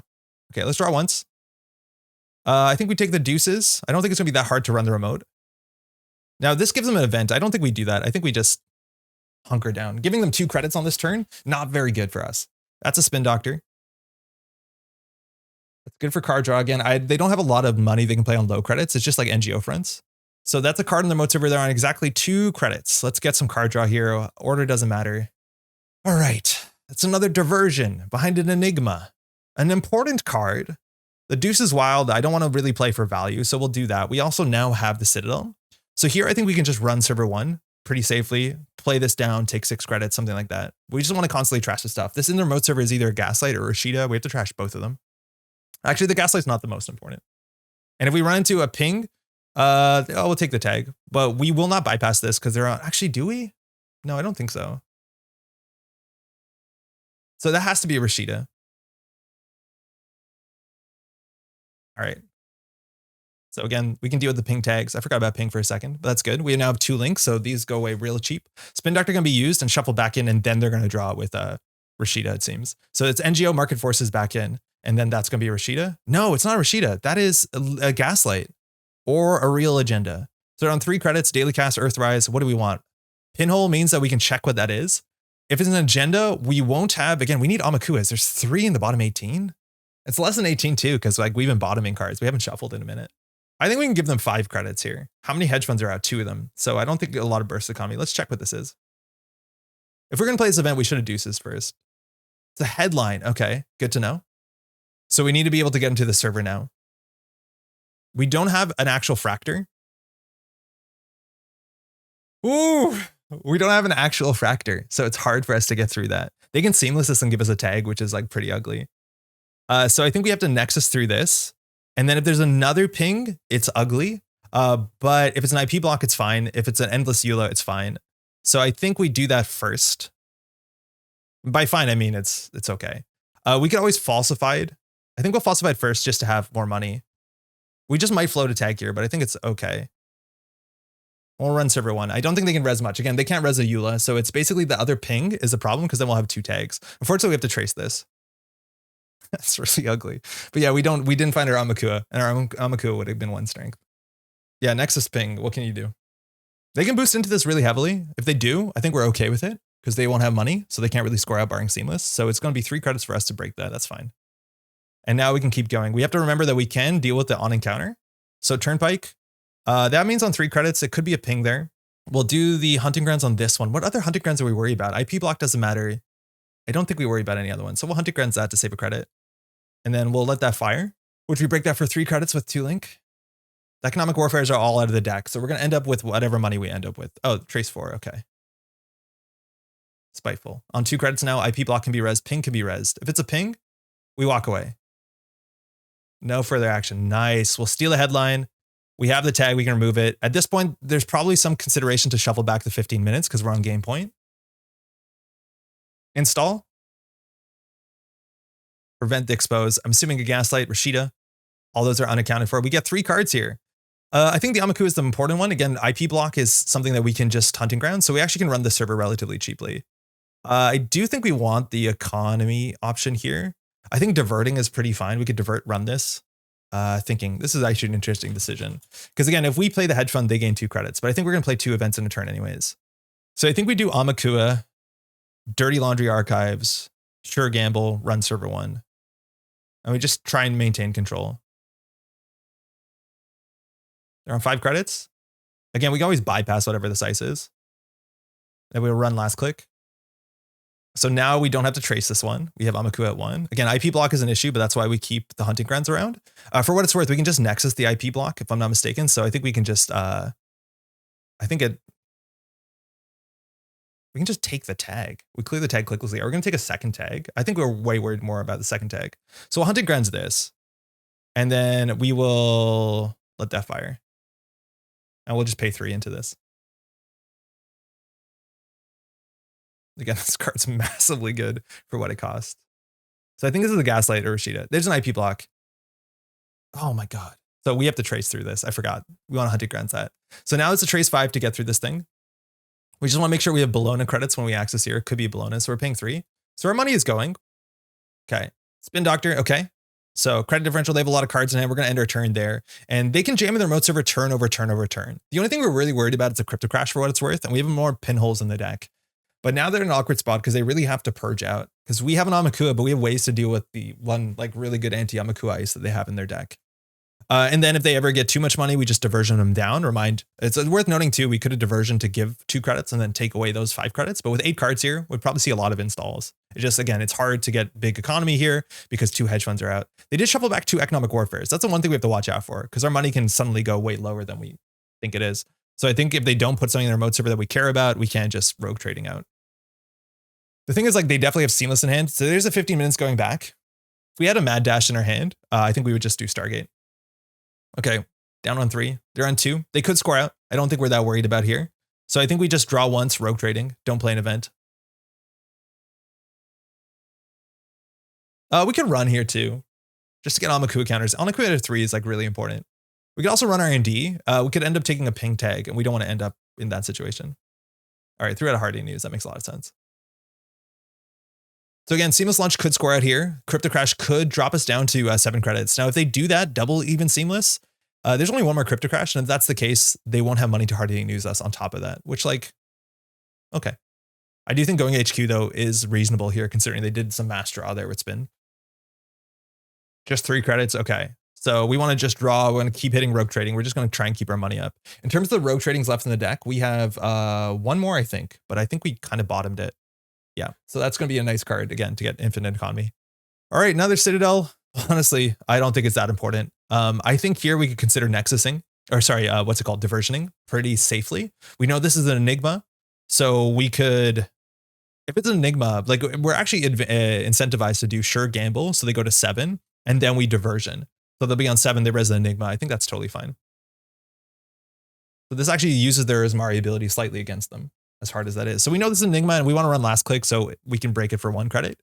And if they don't res, we take them down to 2. If they do res, we take them down to 0. So they actually just might not res here. Yeah, they don't res. I think that's smart. Okay, so we'll hunting grounds this, prevent the on encounter. We won't trace it. We'll just break it for a single credit. So there's some incentive to purge. It's just really hard to purge when centrals are open. So we'll take the money. We're at 16. Still drawing through our deck slowly. Just click for 5. Okay, how many diversions have we played? 1, 2, 3. I think we threw out one of them maybe. But now if we can draw into a pinhole, we can check their remote server. They have to discard a card. Again, once we get the Samaku up to 4, we're in a really good spot. So I think we can just transition to Stargate here. I just want to draw the Mad Dash first. We have no way to shuffle our deck, unfortunately. If we had like boomerangs, that'd probably be worth it, let alone a mutual favor. So I'm not worried about them scoring out here. I think if we don't run, that's totally fine. So I think we can just hit this. And in theory, we can just install the next class act. I think we can pay 4 for a 4-card draw on this board state. I guess the order doesn't matter. Again, Citadel, trace 2, draw 4. Nice. Okay, the last rogue trading is cool. Seamless, seamless, advance. That is a bonus. They're on game point. That's really good. Again, the winning agenda was in their remote server. We just didn't check it. And now they're on 7 credits. So Mad Dash is in the next 3 cards again. I think it was one of the first cards we bottomed, if I'm not mistaken. We didn't throw it out, did we? Oh, we threw the Mad Dash out. Oh shit, then we should just Stargate and go. I forgot. I thought we were trying to do a Mad Dash. Oh man, okay, Stargate go. So we need to find a Bologna here. I think they probably have one in hand. It's an Enigma, okay. That's fine. We don't need to trace that, we'll pay 2. IP block, crypto crash. So seamless off the top. I think we don't want them to have a crypto crash. We're not that incentivized to steal it. I think here we can. So they're drawing it to seamless. We should just bravado HQ. They only have 4 cards in there. We break it for very, very cheap. We're giving them 2 credits, but they can't really use credits on this board state that easily. And then if we steal an agenda here, we just run archives. Trace 5, no. Break for 2. Continue. This we break for 1. Hunting grounds. Yep. Nexus, no thanks. Break for 1. Again, we actually could just let that fire because we clear it clicklessly with Citadel. That actually is probably a mistake. That's a boom. If we trash that, they don't have that. I don't actually think we're worried about trashing this. It gives us an Amakua counter. I think that's actually more important. I don't think we care about that card. Actually, it lets us see another card from HQ, which is kind of reasonable because we're going to go back. But now we can let this thing fire. So if we see the boom again, then yeah, max punished. So this one, pay 1. Again, we want to play 2, what's it called? 2 events in the same turn. So we're going to lose a credit here on the encounter. But we could bypass it actually, but then we end up spending more money. And then we'll just clear the tag clicklessly. There's the tomorrow's headline is here, so there's nothing we can access that will give us a tag. Again, I do know this deck list. I did play it recently at a CO. So trace 5. Oh, that's just the trace. No, we're going to clear the tag clicklessly. We're fine. Max punished. Okay, we'll trash that one. Yeah, we could have seen another card there that actually might have mattered. Again, it was a dead card, but I didn't plan out the turn enough to know that we were going back there. So we know they drew a seamless. They drew into what it was behind the seamless. It was a piece of ice, right? An IP block. We're okay with the IP block. Again, we deal with it. So a single Stargate here sees 3 cards. There's something in the remote server and they have seamless, so we have to check it. In terms of things that we can use to check it, we have 1 pinhole and 7 cards. So if we draw the pinhole, we can check it. This remote server we check relatively easy. I think we draw for the pinhole. It also could be the last. Oh, it can't be a spin doctor. So it's either our ways of winning are Stargate, running in the remote server. In terms of what's in the remote server, it could be any agenda. We've seen no Rashida so far. Very likely to be Rashida or even what's it called? The shuffle effect of a Gaslight. I think we can draw 1 pretty freely. Anything on the Mina is actually pretty rude. Immediately will give them 2 credits. Let's draw for a pinhole. Nice. Pinhole archives. See what this is. If it's an agenda, we run it and we win. The Rashida. We'll trash that. Okay, so now we Stargate. We know that's an IP block. IP block will hunting grounds. And then there's a chance we win off of this run. It's an IP block. So that generally gives a tag to someone who has an AI, but that's why we play hunting grounds. Again, we could just Nexus it. Trace 5 to bypass, no. We'll just do the normal trace, which is trace 3, which is pretty good when we have 2 links. So we pay 1 to break this one. Continue the movement. We're going to pay 2 for this one. Again, we don't need to trace it. And if we find an agenda, we'll win the game. Nothing. Eula's kind of annoying, but I don't think they can afford 6. Rashida's annoying. So we'll just trash that. So we know it's seamless in hand. Can we run HQ here? Running HQ costs us 2 credits. I think we run HQ. They're drawing into economic, which will drop us low. I think there's also a chance we just play rogue trading and play full control. Again, the agenda's not coming out of archives. So I think we just want to stay in control so that like we don't get suddenly destabilized. I think in hand, they have a hard-hitting news. Just purge. Makes sense. Again, now we can run archives 4 times. We'll steal an agenda though, so we won't get there. And we have a leech coming up if we draw, I think. So if they don't do anything, we don't do anything. That's perfect. So we can do install, run. No, I think we just hit rogue trading. Again, we can actually just Stargate. Wait, why don't we Stargate? Because we don't actually need Amakua for this. Yeah, we don't need Amakua for this at all. So we'll do hunting grounds first so we don't take a tag. Yep. Trace 5 to bypass, no. We'll let the fire, which is trace 3, so we break for 1. We're just looking for a Bologna here. Even the 15 minutes will do it. And then we Nexus this. And then if this fails, we can rogue trading. Last click to make sure we keep our economy up. So this is trace 3. 3 cards. Economic warfare, NGO front. Shit. So I'm actually not that worried about the economic warfare. The NGO fronts are annoying because install advanced, we have to like check it. I'd rather have money then. We'll just take 6. Tag will come off clicklessly. Yeah, we're in a good spot. I do think that running HQ probably makes a bit more sense. That's probably an NGO front, but we have to make the call. I do think we have to consider checking it. So how easily can we check it? That's the funny thing is that like this could easily be like a Bologna or something like that. Any 2-pointer as well. We're expecting 1 more crypto crash. So the deck should be on 15 minutes and then 1 more crypto crash, 2 more Bolognas. And that takes you to the 18 points, if I'm not mistaken. It's 9 pointers of Bolognas.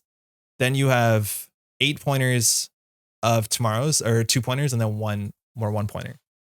So very likely the NGO front. What did they do? They drew, installed credit. So they top of R&D is brand new. So we could always just like slam the Bologna, like try and find the Bologna in R&D. We've been seeing a lot of what they're drawing. So there's definitely an agenda here in the 9. Again, if there's just any agenda, 15 minutes or the Bologna, we win by running archives. In terms of seamlesses, they have 1 in hand, which means they can seamless out of 4 too, but they can't seamless out of Bologna. So there's a reason we want to check that. In terms of other things that we can use to see what's in the remote server, we have 2 falsifieds out and then 2 pinholes out. That's the gamut, the entire gamut of the options we have. So we'd have to run the server. Again, big chances in NGO front. But I think there's a bigger chance that we just start with the security nexus. The issue though is if we like use this, we might end up with a tag here, but no, I think we don't end up with a tag there. So if anything, maybe we do leech, then Stargate. We nexus this, we trace through that, hunting grounds that. And then if that fails massively, we can always run this and then leech through the ping, trace through this, and then trace through that. Oh, we can't trace through it. We'd have a tag. Interestingly enough, the right play might be, honestly, to install the leech on top of the Amakua, trashing the Amakua. And then we could run this and then run server 1. The only weakness there is that we can't break, what's it called anymore? Pings anymore. But I think that actually might be correct. But then we can't run this. So we'd have to nexus this. Other option as well is we can run archives, credit kiting down the Amina. Then we could stop nexusing through this Enigma over and over again. That probably was right a while ago, but I don't want to give them 2 credits. I just don't want to play events. So again, if we do leech, we run through this, run through that. So we've used our nexus, we've used our, our hunting grounds. So then we'd have to deal with the IP block. So maybe we could even install the Begalter over it. Yeah, I think that's fine. I think that's our backup plan. Credit cutting out, maybe even. Probably not. So 100 grounds that. Prevent the win encountered. Well, trace 5, no, we'll just do the normal trace. It's a very interesting card, this one. Any runner has link though, kind of makes it look a bit foolish, but you need hunting grounds. Otherwise you just can't rely on AIs. And that's not a bad spot to be for your corp. All right. So we have to trace this one. Trace 5. We spent 3. So we're just looking for a Bologna. Oh, shit. That was meant to be a Stargate. We spent so long thinking that through. We were meant to hit the Stargate button. Excuse me. Okay, Stargate. 15 minutes. That'll be it. We just run archives. I do think there was an agenda in the remote server. Good game. So crypto crash takes us to 6. 15 minutes takes us to 7. Oh, the last crypto crash was in archives. We don't have to run server 1. So sorry. That's really embarrassing. Okay, good game. Man, I was so scared of the crypto in the remote. Not realizing all 3 were out. Oh man, yeah. Where are we trying to play around it? I think it's the worst runner matchup possible. I feel pretty okay with it. Yeah, that's hard. Yeah, that is hard. This is the deck that I ended up playing on the weekend. And so I know exactly every single card in it, this NBN deck. So we're going to play around it really well. We can deal with it very, very well again. Very hard matchup with Citadel, 3 copies, let alone hunting grounds. And then of course the Nexus. So going to be very hard to trace this out. Even the Turnpike though with 2 link is like still totally good as much as we could break it with actual icebreakers. Oh, for sure. Yes, that sells it. Now with a single seamless though, if they don't advance it, right? Like we could just said, okay, I'm hitting rogue trading. If I realized that there wasn't a crypto crash left in the game, we could easily just done rogue trading, click for 3 credits or ran archives to get leeches and Amakua. In theory, we wouldn't get Amakua because we steal, and then just say we're going to run it next turn because we know with a single seamless, you can't score out. Yeah, cheers. Have a good day. All right, SSO. Oof, that can be rough. This is actually the second game against Toron 4 today. The first game, they were playing like Startup in Standard. They were playing, what's it called? Ashes Startup. And we ate a snare on turn 1 and lost our Nexus. And we just got totally locked out. It was pretty bad. Best of luck, have fun. So SSO, not a huge fan of the identity. This used to be really cool back in the day in Standard where there was enough advanceable agendas that this ability felt good. But unfortunately, this ability is like really feast or famine because if you can't stick the early agenda, you generally end up playing most of the game as a blank identity. And that feels really bad. Now, that being said, if they can get something to stick, it kind of snowballs out of control. And unfortunately, we made some decisions in this deck to not run Boomerang or Inside Job. So we just need to set up our Nexus or be able to like pressure them down with diversions and then pivot to their remote server. Because once the ice is advanced, it gets actually really quite good. And some of the face checks can be really punishing. Otherwise though, we have a good hand. We have Citadel plus Rogue. It's a bit slow, and we have Class Act. So in theory, we want to get all of this down, but it's hard to do it in a single turn. So again, we want to make sure that they can't stick a 5-3 agenda. The face-up agenda is one of the big ones, is one that forces you to take a bunch of meat damage to steal it. And we're actually really lucky that we have a Citadel Sanctuary. So there you go. That's as it is as soon as it is right now. Now this play is unfortunately a bit dodgy, because we can just diversion them down and steal a 3-pointer. So while they have 3 advancements, they're not gonna be able to res the ice. So HQ goes. So that's the big punishment here. If you don't res ice up HQ on turn 1, we can take all their money. Now they could res something here. We're gonna drop them down to 0. And here we're gonna install the Class Act so that we draw up after we take the damage from this. So we're safe against punitive. We're safe against a lot of stuff. So we can steal that, take 2, get that off the table. They get 3 free advancements, but now we can bottom a card here. Mad Dash is actually really important into this matchup. I think the second Class Act is a bit rich. We don't really need it here, but we have no other card job, but we have another diversion. So again, icing up HQ is very, very important. Now they do get the Rashid off, which is really good for them. But if we can land another diversion, we could Mad Dash and win as soon as next turn. Let's see if that's a hostile. It's a Regolith. That's really important. They land that. We're gonna, if they don't ice up HQ, we're gonna take that down again. Okay, they iced up HQ. Good stuff. Okay, so we lost our Citadel. That is something we want to pinhole down if we can draw it. We have 2 and 36. Again, pinhole, such a good card. We can see the top deck of R&D, and if it's an agenda, we could win if it has an additional cost to steal. So if it's like an SDS drone deployment. They were playing SDS last game we played. Let's draw once. Falsified. If they're playing face-up cards, it's a pretty dead card. I think we can drop again. All right, I don't think we're going to need the hunting grounds. There's not a lot of on-encounter stuff in the faction. We can go back last click. Let's see what they have here. Oh, whoa. Oh, I did not mean to hit that on HQ. I meant to run that on R&D, but they said no action. So, yeah, information gained. Unfortunately, now they're going to get, they have Biotic. That's very much worth noting. So Biotic is probably means they're on a Red Planet Couriers deck, which is a really frustrating thing to play against. And now they have a lot of money. So that was probably our window to diversion them if we could. Let's keep drawing. We need to get our Nexus down stat. Bravado is pretty good. Again, if we run into a triple advanced ice that we can't deal with, it can be a Whoredom that's disastrous. I think the credit kiting is not amazing unless we have the piece to go with it, the Citadel. We only have 2, but we have a Nexus. So in theory here, we could like run and then just clear the tag manually, I think that's actually fine. And I think we're going to keep the Nexus in hand because that's our one way to unfairly deal with a single piece of ice. And so if they put just like one agenda behind a single piece of like triple advanced ice while we have no breakers, mind you, could be weak to boomerang or inside job. But then we can just like Nexus Mad Dash, close the game. So Mad Dash is really important. They're running mostly 5-3s, and I think they are. They have 17 credits though, so it's going to be hard. We need to get our Citadels down so we can actually start using our rogue trading money. They prevented the expose. Regulus is done. Nice. Keep drawing. Amakua, kind of hard. This could be a Whoredom. Not really great if it's a Whoredom. Border control is also really good against the security nexus. I do think we still will take the Amakua just so they ice up everything. We'll draw once more. All right, that's a pair. Now, one strength doesn't break much besides the ubiquitous border controls. So one strength Amakua on its own is like kind of interesting. But most of the advanceable ice gets really high strength really fast. Cat is on 5. Oh, ooh. As long as we have enough money, we win here. So this is not going anywhere anytime fast. But as long as we have enough money, we win here. The problem is I don't think we have enough money. Right? Because we can get through this. If we install the Nexus, we go down to, what's it called? 6 credits. We'll have 2 link. So we could do security Nexus, rogue trading, Mad Dash. Now, unfortunately, if that fails, we know this is, mind you, not also, oh, this doesn't have to be advanceable ice. This could be a border control. But yeah, in theory here, if we hit the rogue trading, we go to 20. We install this, we go down to 12. And then we Mad Dash. We're running with 14. So they have to res ice. We're assuming they're going to spend about 4 on this ice. So then they go down to 20. And then we'll have 3 cards in hand, which is enough to steal this. And then they have to do a trace. So they have to boost into the trace really, really, really, really hard. That's almost on the cusp of being good, but it probably will be good enough next turn. Other plays is we can get down the Nexus this turn to diversion. That could scare them, but then they'll double ice up. But it's a real big math issue here. Because if we do the rogue trading, we have to float a tag, potentially float 2 tags. I'm hoping that it'll stick in the remote server next turn. But yeah, otherwise we can go, sorry. So we can do 20 on this again, down to 12. Mad Dash, we have 14 with Link. They have to spend 14 plus ice to keep us out. So the ice is going to cost less than 10. And then we lose the Mad Dash, which is bad. Yeah, that's not good. I think we can consider running HQ. I'm not sure what we're worried about. They didn't res before. But if we do, we get the, yeah, let's keep drawing. We definitely leeches something. Now, if we hit rogue trading clear a tag, it's pretty ugly. You want to avoid doing that as much as you can. I think we can consider diverting just so they res.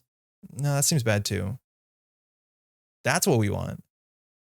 We'll just take a credit. Again, we might just have enough money soon enough. We just don't want to see another ice on server 1 because then we lose our ability to like just steal the game. But next turn we'll have 25. Ooh, that's really good for us. That's going to be like a wall-to-wall. Or Rashida. Okay, 3 more advancements. So they're on 23. So again, this puts us on 25. If we make a successful run, we get that. So we're on 25. We install that. We're down to 17. That's probably good enough, right? I don't think it's going anywhere fast. Like maybe they get a Rashida off and then that's ugly because they get a second ice here. But this is super risky. At least inside job, they don't lose the game. So again, we go to 25. We install the Nexus. We go down. Again, to play this, we have to make a successful run on Central. But we go down to 15, right? 25, 17, sorry. We do 17, 19 with Bad Pub. Yeah, actually, that's doable. Let's go. So if we get in, we win. Nice. It's a Miss Vingo. So we'll bypass this thing. So they have to spend all their money or they lose the game. So they have to go down to 0. They have to go down to 0. 16, 21. Oh, no, they don't have to go down to 0. They can go down pretty low. So we're going to take another tag here. We could die. We could die. Rashid into boom. I don't think they're on a boom deck. It's a wall-to-wall, though. That's good. But now they know. Again, we only have 1 Mad Dash, so maybe we should have waited a turn there. Yeah, wall-to-wall made more sense than Rashida. We might have overextended. So now we're going to have to steal 2 agendas. But here now we just start rolling with the Yamakuo. Well, we lose the Mad Dash. We lost the, yeah, we don't need that one. It's a border control, very important. And the advancements are bad. Like we don't want to continue to get advancements. Okay, there are 5 credits. So here, I think we're floating the tag. I think we can just divert and then trash the wall-to-wall. No cards in hand. Fine. Again, they either res this ice or can't res this ice, and then we put them on 0 credits no matter what. We're getting the leech down because we get a run here. We'll do diversion, and then we'll run this server 3, and we'll trash whatever this is. Oh, the wall to wall, I mean. Okay, so now they can't do much. Again, they're still getting 3 advancements a turn. We don't really need to steal this right away. Obviously, the advancements are bad. Let's draw up a bit. We want to get an axis here. Deuces is nice. I do think we want to get the draw first. Okay, the Citadel is really important. So we can get that down and clear a tag. We can also expose an ice and make a run. That's fine too. I do think they might have an agenda in HQ, and these agendas are blank in central servers. There's not that many face-up agendas, so they're probably going to running some other interesting agendas we just want to find out. So let's expose this ice. It's a Misvingo, and it will run HQ. So if they want to res it, we can break it. It'll be 4 subroutines. They didn't res it before. Okay, they res that. So now they're on 0. Do we want to bypass this for credits? I don't, honestly, if they res it, maybe we do. Otherwise, we can break this for 4, but the trace is cheaper. Yeah, we'll trace. They don't have money, so if we want to run R&D, they can't res. So we'll pay 3 here. It's another Misvingo. We found all 3 of them. So I think we can run R&D and then just put down the Citadel. I have to watch out for snare. Again, they snared us last game. Hedge fund off the top. Okay. And so this will clear a tag. This also prevents meat damage, so we can actually steal the city works by just trashing our hand if that ever gets out of hand. And I think we do. I think we just run the Citadel this turn and then just trash 1 card in hand because it's not an additional cost. Yeah, I think we do just run this. So we don't want to draw first. We'll just run server 1. Probably can't res this. We're assuming maybe it's a Misfinger or Ice Wall. That would be annoying. But if it's like a Hoardem or Mouseless, Pharos or what's it called? The 4-2. The Colossus. Oh, we know this is a border control. Sure about that? I like how they're checking. But yeah, we can trash our hand. I don't know if we want to. We probably shouldn't actually. This card is really good. Actually. Yeah, that's fair. We knew that was a board control. Yeah, I do think we'd rather keep this on the table. This is more important for our board state. Yeah, I was like, we can take this, no problem. But yeah, this card's actually much more important for us than anything else. So yeah, we'll drop once. We'll just try and do a card that we don't mind to lose. I think Amin is actually really quite good, so we don't want to lose that. We can steal these. That's fine. We can also draw. The only thing that we're like worried about trashing is a breaker. Now, let's get some card draw. This is a fine hand to lose. And we're safe against punitive. We could have considered playing the sure gamble first. Actually, that's probably correct, but I think we're okay with either. If we keep the Nexus, that's a bad one. Trace 5, this will be cheaper. All right, we take 2 meat damage. Nice. All right, so we have to watch out for punitive. We're going to not have a tag here. Punitive, we have way more money. Maybe they could do too big to fail. If that's the case, we do want to get money quickly, not hand size. So I'm just going to click for credit. That's the most money we can get the soonest. With a single ice on every central server, like we can, it's hard to keep out the leech, especially on 5 credits. Credit hedge fund. Okay, they're out of it. All right, so now we want to Stargate. We also want to run central servers. I do think there's reasons why you maybe want to Chesva in the deck. It works really well with 1 security Nexus of the turn. Let's draw up. Begalter's good. This is a wild card draw, but we're going to need that thing sooner than later. And I think we just want to make a run. If we have to Nexus, we Nexus. If we don't, we rogue trading. Because at this point, we can win on any single axis. They're going to purge soon enough. No further. Nice. Food. That's it. Good game. Yeah. We were just a bit short on money on the Mad Dash for sure. I think we did the math a bit off, but it felt like the right thing. Yeah, but that's SSO. Again, it's so snowbally. If they keep something in the remote server, they get this sort of value. If they don't, this doesn't happen. And I don't know. To me, it feels like I like abilities that are a bit more consistent than that. Maybe you like diet. Yeah, for sure. Yeah, that's a real fortunate thing, though, is like this things that get out of control, like the 8 subroutine Mesfingo, the fact that we break it for 3 credits is nonsense. So it's technically a really good matchup, and they're not very quick. So at least we can afford to like play our greedy economy engine. And hey, just Amaku with backup leech is good enough. All right, we're playing against the Outfit. Outfit's actually quite scary. Outfit has good money, so it's hard for us to get the Nexus down quickly. And then with some of the biggest ice, Bulwark, and Trebuchet, we can't face check very easily. So yeah, Outfit can be hard. But we have Stargate to control the game to some extent. It's hard to do economic denial, thanks you too, because they can bounce back really easily. So we just want to get our Nexus down as soon as possible. For Amaku, we have to get to like 8 strength to be able to deal with Bulwark. So if they have a slow start, maybe. But I think we're going to mulligan into maybe a better hand.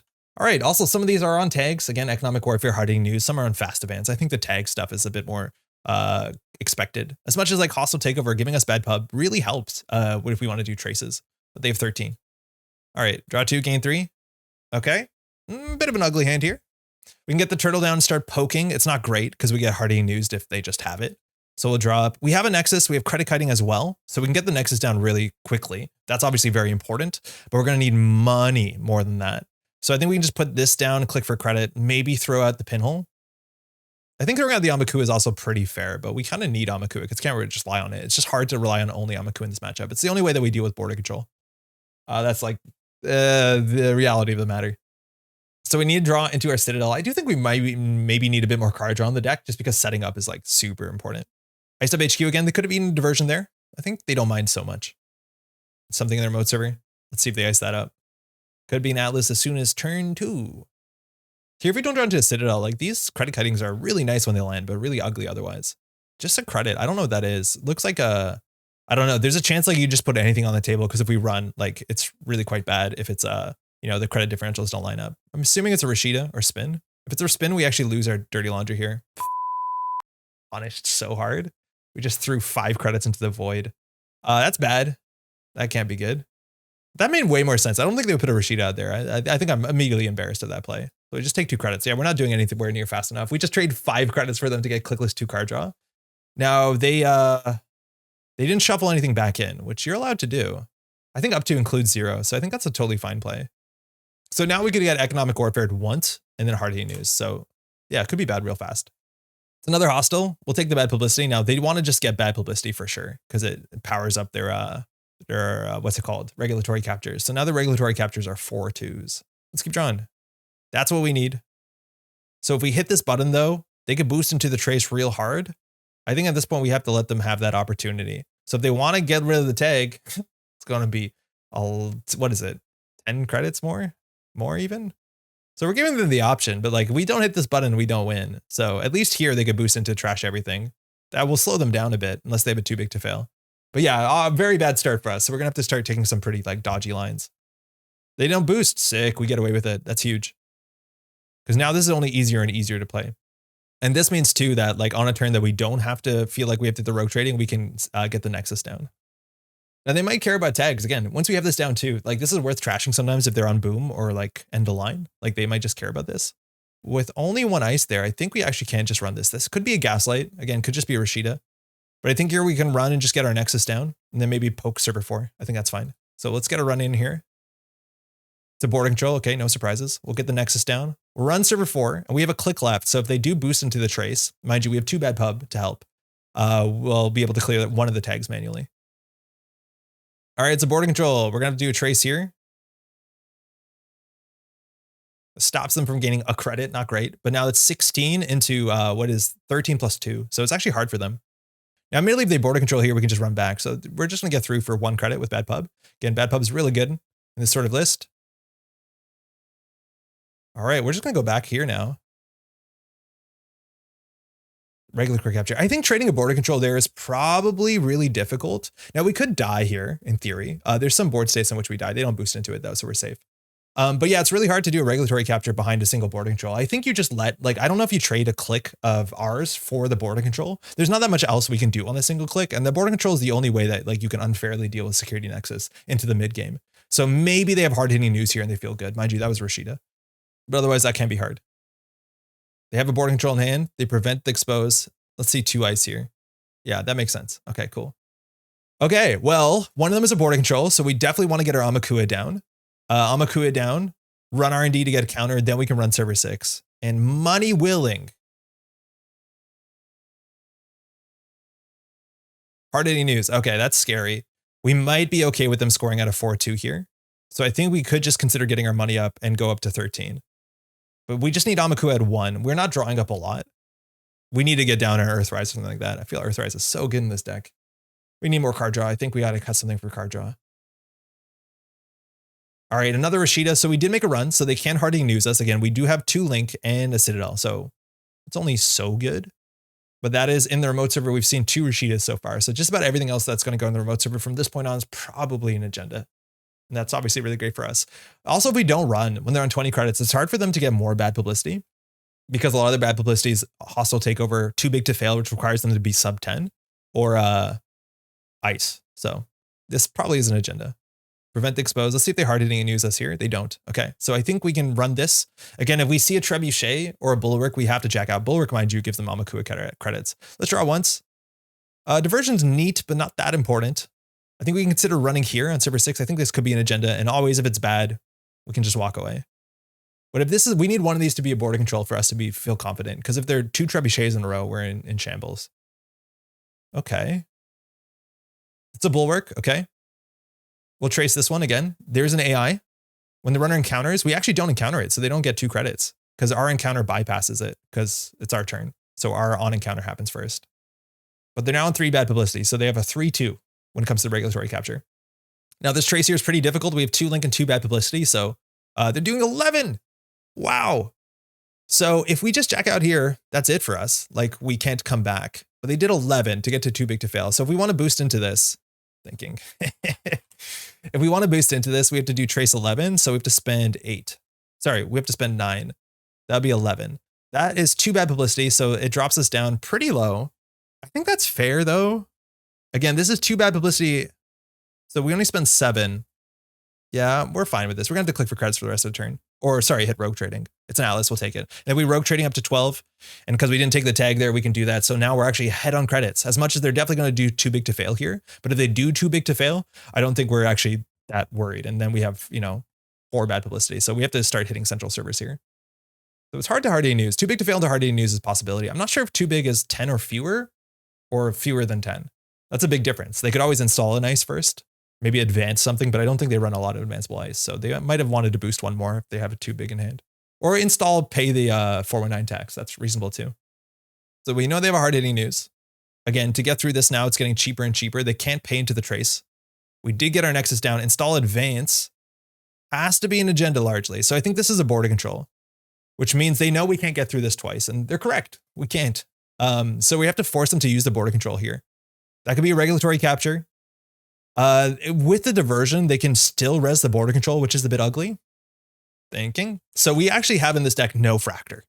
So we actually can't deal with border control bulwark. Maybe we should just put a Marjana in the deck and just call it a day. Say it's good enough. So here, what do we want to draw into? Any card, draw card. Yeah, that's not good. Any card, draw card would be good. Stargate would be good. We can start controlling the game. We can't really mad dash this. We're pretty sure this is a border control. Now we can run it and force them to res the border control. We break it for bad publicity, and then we could just jack out there. Or we could force them to use the border control. I think forcing them to use the border control is actually really important. Let's draw once more. That's not good for the server. We could just send it. Again, they res border control. We pay for 2 bad pub. Then we do trace 5. And then they in the border control. I think we have to force them to pop the border control. Otherwise, they have a secure remote server for the rest of the game. Yeah, okay. So that's why we have this. We don't want to trace this one. We'll pay 2. We don't want to give them 2 credits because if they score out, maybe we can do something with diversion. But also we don't want them to have money for the trace. So we'll trace this one. So here they have to pop the border control after the trace. We pay 2 real credits after bad pub. Let's see if they crack it. Probably do. Okay, so now we need an inside job. We don't have an inside job. So I think we're just going to dirty laundry archives just to get more money. We probably actually should be drawing. I don't think we need the money. Our bad publicity is going to get us further enough. And they threw out an economic warfare. So they have a hard news in hand. Probably get an Atlas with a counter, which means they can pull regulatory captures. That's scary. And yeah, we just need to be drawing more. I don't know if we should have dirty laundry there. Imagine it's like a Kimberlite field and they trash a bulwark to sink the security nexus. That'd be pretty sick. That'd be really cool. Advance. Ooh, just a hostile. Cool. They're 4 bad pubs. So now they have 2/2 agendas. That's really, really important. I think that's another border control, possibly. Okay, we have to consider getting in here. So if it's a trebuchet, we should get this thing down first. So I think we start with trebuchet diversion, then we run server 6. I think it's more likely that's a trebuchet now that we've seen most of the barriers. So this will probably connect. I don't think this is necessary. We're just very much more likely to spend less money than them, but 2 clicks is a lot. And then we can run server 6. We'll do the diversion. We just want some money. Now we can run server 6. If that's the last border control, we're in a bad spot. But I'm pretty sure that's going to be a trebuchet. Yeah, there you go. So that's why we got the Bagalter down, so that we can break this one and then trace through the next one. Mind you, we pay 7. Some of that's bad publicity. We get 2 back. And we trace this one. So either Rashida, Spin Doctor, or maybe even a capture. I'd be more surprised if it was. Give me something good. It's a snare. They can't fire it. Sick. I don't think we trash that because it actually gives us Amakua counters. And we want to get Amakua up to 6 or 8 potentially. But here now it's a problem is they have 5 bad publicity. So they have a 1-2 agenda in their deck. So we just need to get access on centrals as much as we can. So yeah, we just don't have card draw here. An Earthrise would be so good off the top, just so we can spend 1 click to draw 6 cards. It's really important. Class Act would be second best. But here, if they have the regulatories, they slam them, and then we lose very, very quickly. So they don't have a regulatory in hand. So we just have to hit R&D. They might have agendas in hand, but they don't have a regulatory, because I don't know why they wouldn't score it down here. So we'll draw once for a run event to Stargate. We'll hit R&D. Again, with bad publicity, if they don't res, we can also trash stuff, see deeper, but we just need to lock the top of the deck. It's all about drawing that Stargate. A Mad Dash also could be important, but none of their agendas have additional costs. So at least in a panic, we can always like Mad Dash R&D if it's the last click. But if they had a regulatory, they would score it out. So why not? I don't think we have to run HQ. All right, they're going to discard one here. All right, let's draw into something great. Get us a card draw card. No. Let's draw once more. That sort of does it. Let's start with the draw 3 or start draw 2. We could always expose an ice, make a run. I think we have to just run R&D all we can. So what's this? It's a mouseless. That's fine. If you want to res that, we'll Nexus it for free. And then eventually we break it for free with Amakua. So you could consider resing it here. We want to steal or trash. Okay, hedge fund. No good. So I think we're just going to Bravado HQ. Again, we just want to see as many cards as we can, but we know they're not top decking the agenda, but they can always draw into the agenda. Warfare. Okay, 12 credits. All right, so they have a Hardy and News in hand. They might have just discarded that. That would make a lot of sense. They have the hedge fund off the top. They can put things in the remote server. It's worth noting, but here we get through the Trebuchet and we Nexus this, so it actually costs us very little. We have to check this, but I think there's a big chance it could be regulatory, but they would have to have it in hand. They prevented the expose. Okay. So we'll draw first. That's sick. I don't know if we're worried about this. I think we'd rather Stargate. If it's a Rashida, we have to worry about it. So let's worry about it. We can let the mouseless fire. We don't care. Bypass, no. Break for 2. Continue. Could be a snare. The snare would be bad for us. And they so far have showed that they're good jamming snare in remote server. Trace 3. Breach. What do you got? Spin Doctor, I imagine. If that's the case, we have to smash HQ. It's another snare. Okay. They want to fire that. We just want to keep our Stargate. They don't really need that much more money, right? Oh, they don't. Okay, wow. They don't fire it. Okay. We're not going to trash that so we can get an Amakua counter. So now we'll do Stargate and we'll just hit the Stargate. We've seen only one Spin Doctor so far, and we know this is a mouseless. We can break a mouseless for free. It's 5 strength. And we just need to control the top of the deck, because if we can see the top 3 of the deck every turn, then might not be able to draw into something. Trebuchet, we don't care. End of line, we don't care. Afshar, we don't care. I think we're more worried about Trebuchet. Afshar is what? 1 strength? 1 strength. Okay. Yeah, it's comparable. Again, we're not running HQ, so they're drawing it to end of line here. So all we know about their hands is end of line, and they probably threw out their Hardy News. We know the other face down archives is a snare, and there's a snare in server 6. So we've seen 2 snares so far. So now they have to do draw. And the awkward thing though is that opens R&D wide open. So after on the top, if they do draw, they can't score out. So we have to try and weave together. Again, I want to Earthrise Hotel so bad here, but I don't think we need to draw much else. If we find one good 2-pointer with Stargate, we win with Mad Dash. So it's good to know also that server 6 isn't a Spin Doctor, but if they had a Spin Doctor, they would have played it by now. Just because them drawing into a regulatory capture, which is again a 1-2, is so good for them. That just getting any burst draw is the most important thing here, let alone the ability to shuffle the deck. So they have an end of line in hand. This is why in these sort of decks, I don't mind. Sprint is okay, but even Planogram is good. Just drawing 3 is important. Okay, Economic Warfare. I don't think we mind. Again, we have a lot of bad publicity, so we're running mostly cheaply. Credit. Oh, they actually kept the Hardy News. So this is interesting. They have an end of line in hand. It's going to be Trace 7, so that's going to go through. So we are fully tagged. I still think we don't care so much. So the question is, how or if do we care? We can Stargate. If we see an agenda, we win. We're only seeing 2 new cards because we know the top is an Afshar. And then we could consider clearing some amount of these tags. They only have 4 credits. So if they want to kill us, we need to have fewer than 4 cards in hand, and they still have to trash the Citadel Sanctuary first. So we're actually pretty safe. So I think we're going to start with the Stargate and then decide what to do from there. Again, we have a lot of bad publicity. So we just need to find an agenda. There's a regulatory capture. We'll put that in archives. And then, of course, the big equalizer, Mad Dash, will close the game out. So I think we'll be even fine with the tags here, but they have to do something because they're going to get hammered on centrals. And that will be a 2-point plus a 1-pointer. Good game. It's scary. The ice that you expect there is really hard to face check into. We can sneak around that pretty okay once we get obviously our Nexus down. But at that point, they just need to draw to find the agenda. Yeah, this deck has always been one of my favorites by a mile.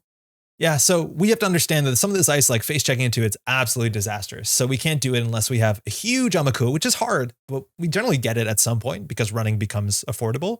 But at this point, they're in a really good spot as long as they can get the card draw to get these. Stealing an early regulatory, also very important for us. But that's this list, and oh my god, is it always just one of my favorite. I think we might need a bit more card draw. If we're playing enough Missed Bones is also something you have to just kind of sort out with your local meta. Again, if you don't get the acid matchups, that PE matchup can be really difficult.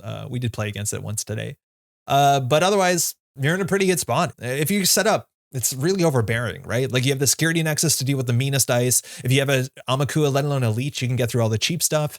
We have some concessions here where we're not playing a fractor, and it's not necessary, but again, most of the barriers we're struggling with are really low strength, so you might be okay just putting in a Marjana in there as a panic breaker. Otherwise, Amakua on 1 gets you through most everything that you're worried about. It's funny how like just simple stuff like a Palisade is actually kind of hard for this deck, so keep that in mind. Well, that's this list. I've been playing these sort of archetypes forever. I hope you enjoyed it. I hope you enjoyed something. It's always nice to see the Security Nexus come out, and this card does rotate just in a couple months, so I'm gonna get some time in with this one. And that's what modern Nexus 419 looks like. It's wild. For those who've been playing back in the day, might understand that this archetype hinged around some very strange cards. We had a card called Power Tap, which triggered whenever a trace was initiated. When that card came out, it was largely derided as one of the worst cards you could play in the standard format. Who knows if your opponent is going to trace you? Why are you going to put that in your deck? And then came a deck that was consistently tracing multiple times in the same turn, and that card said whenever. It's a pretty wild story, and there's a lot to learn about it when you want to look at evaluating cards and what it would take for kind of a joke of a card to be oppressive. And I think Nexus 419 was one of the big eye-openers of like, whoa, wait, what are you doing with that? That's really good. Now, this is one of my favorite archetypes. It's worth knowing that huge parts of this are rotating in the upcoming standard rotation. We unfortunately lose Security Nexus, let alone Sunny, so that's all gone. And I think Citadel Sanctuary is also a huge part of this. So if you want to enjoy some Nexus 419, which again, has been around now for about 5+ years, this is one of your last summers to enjoy it. So go out there and really upset some NBN decks where all their ice does nothing. I'm so sorry. Huge shout out to all the names here. These are some of the kind folks that support the Metropole Grid on Patreon, and of course all our daily cast patrons are absolutely appreciated. All these folks here allow me to put the time into making content just like this. And that's it for today. Hopefully you enjoyed it. We're gonna have some recommended content here, probably even the Tag Me Anarch deck. I think we did a Tag Me Anarch deck a while ago. That probably works well with this. Otherwise, thanks so much for watching. Take care of yourself. Ciao.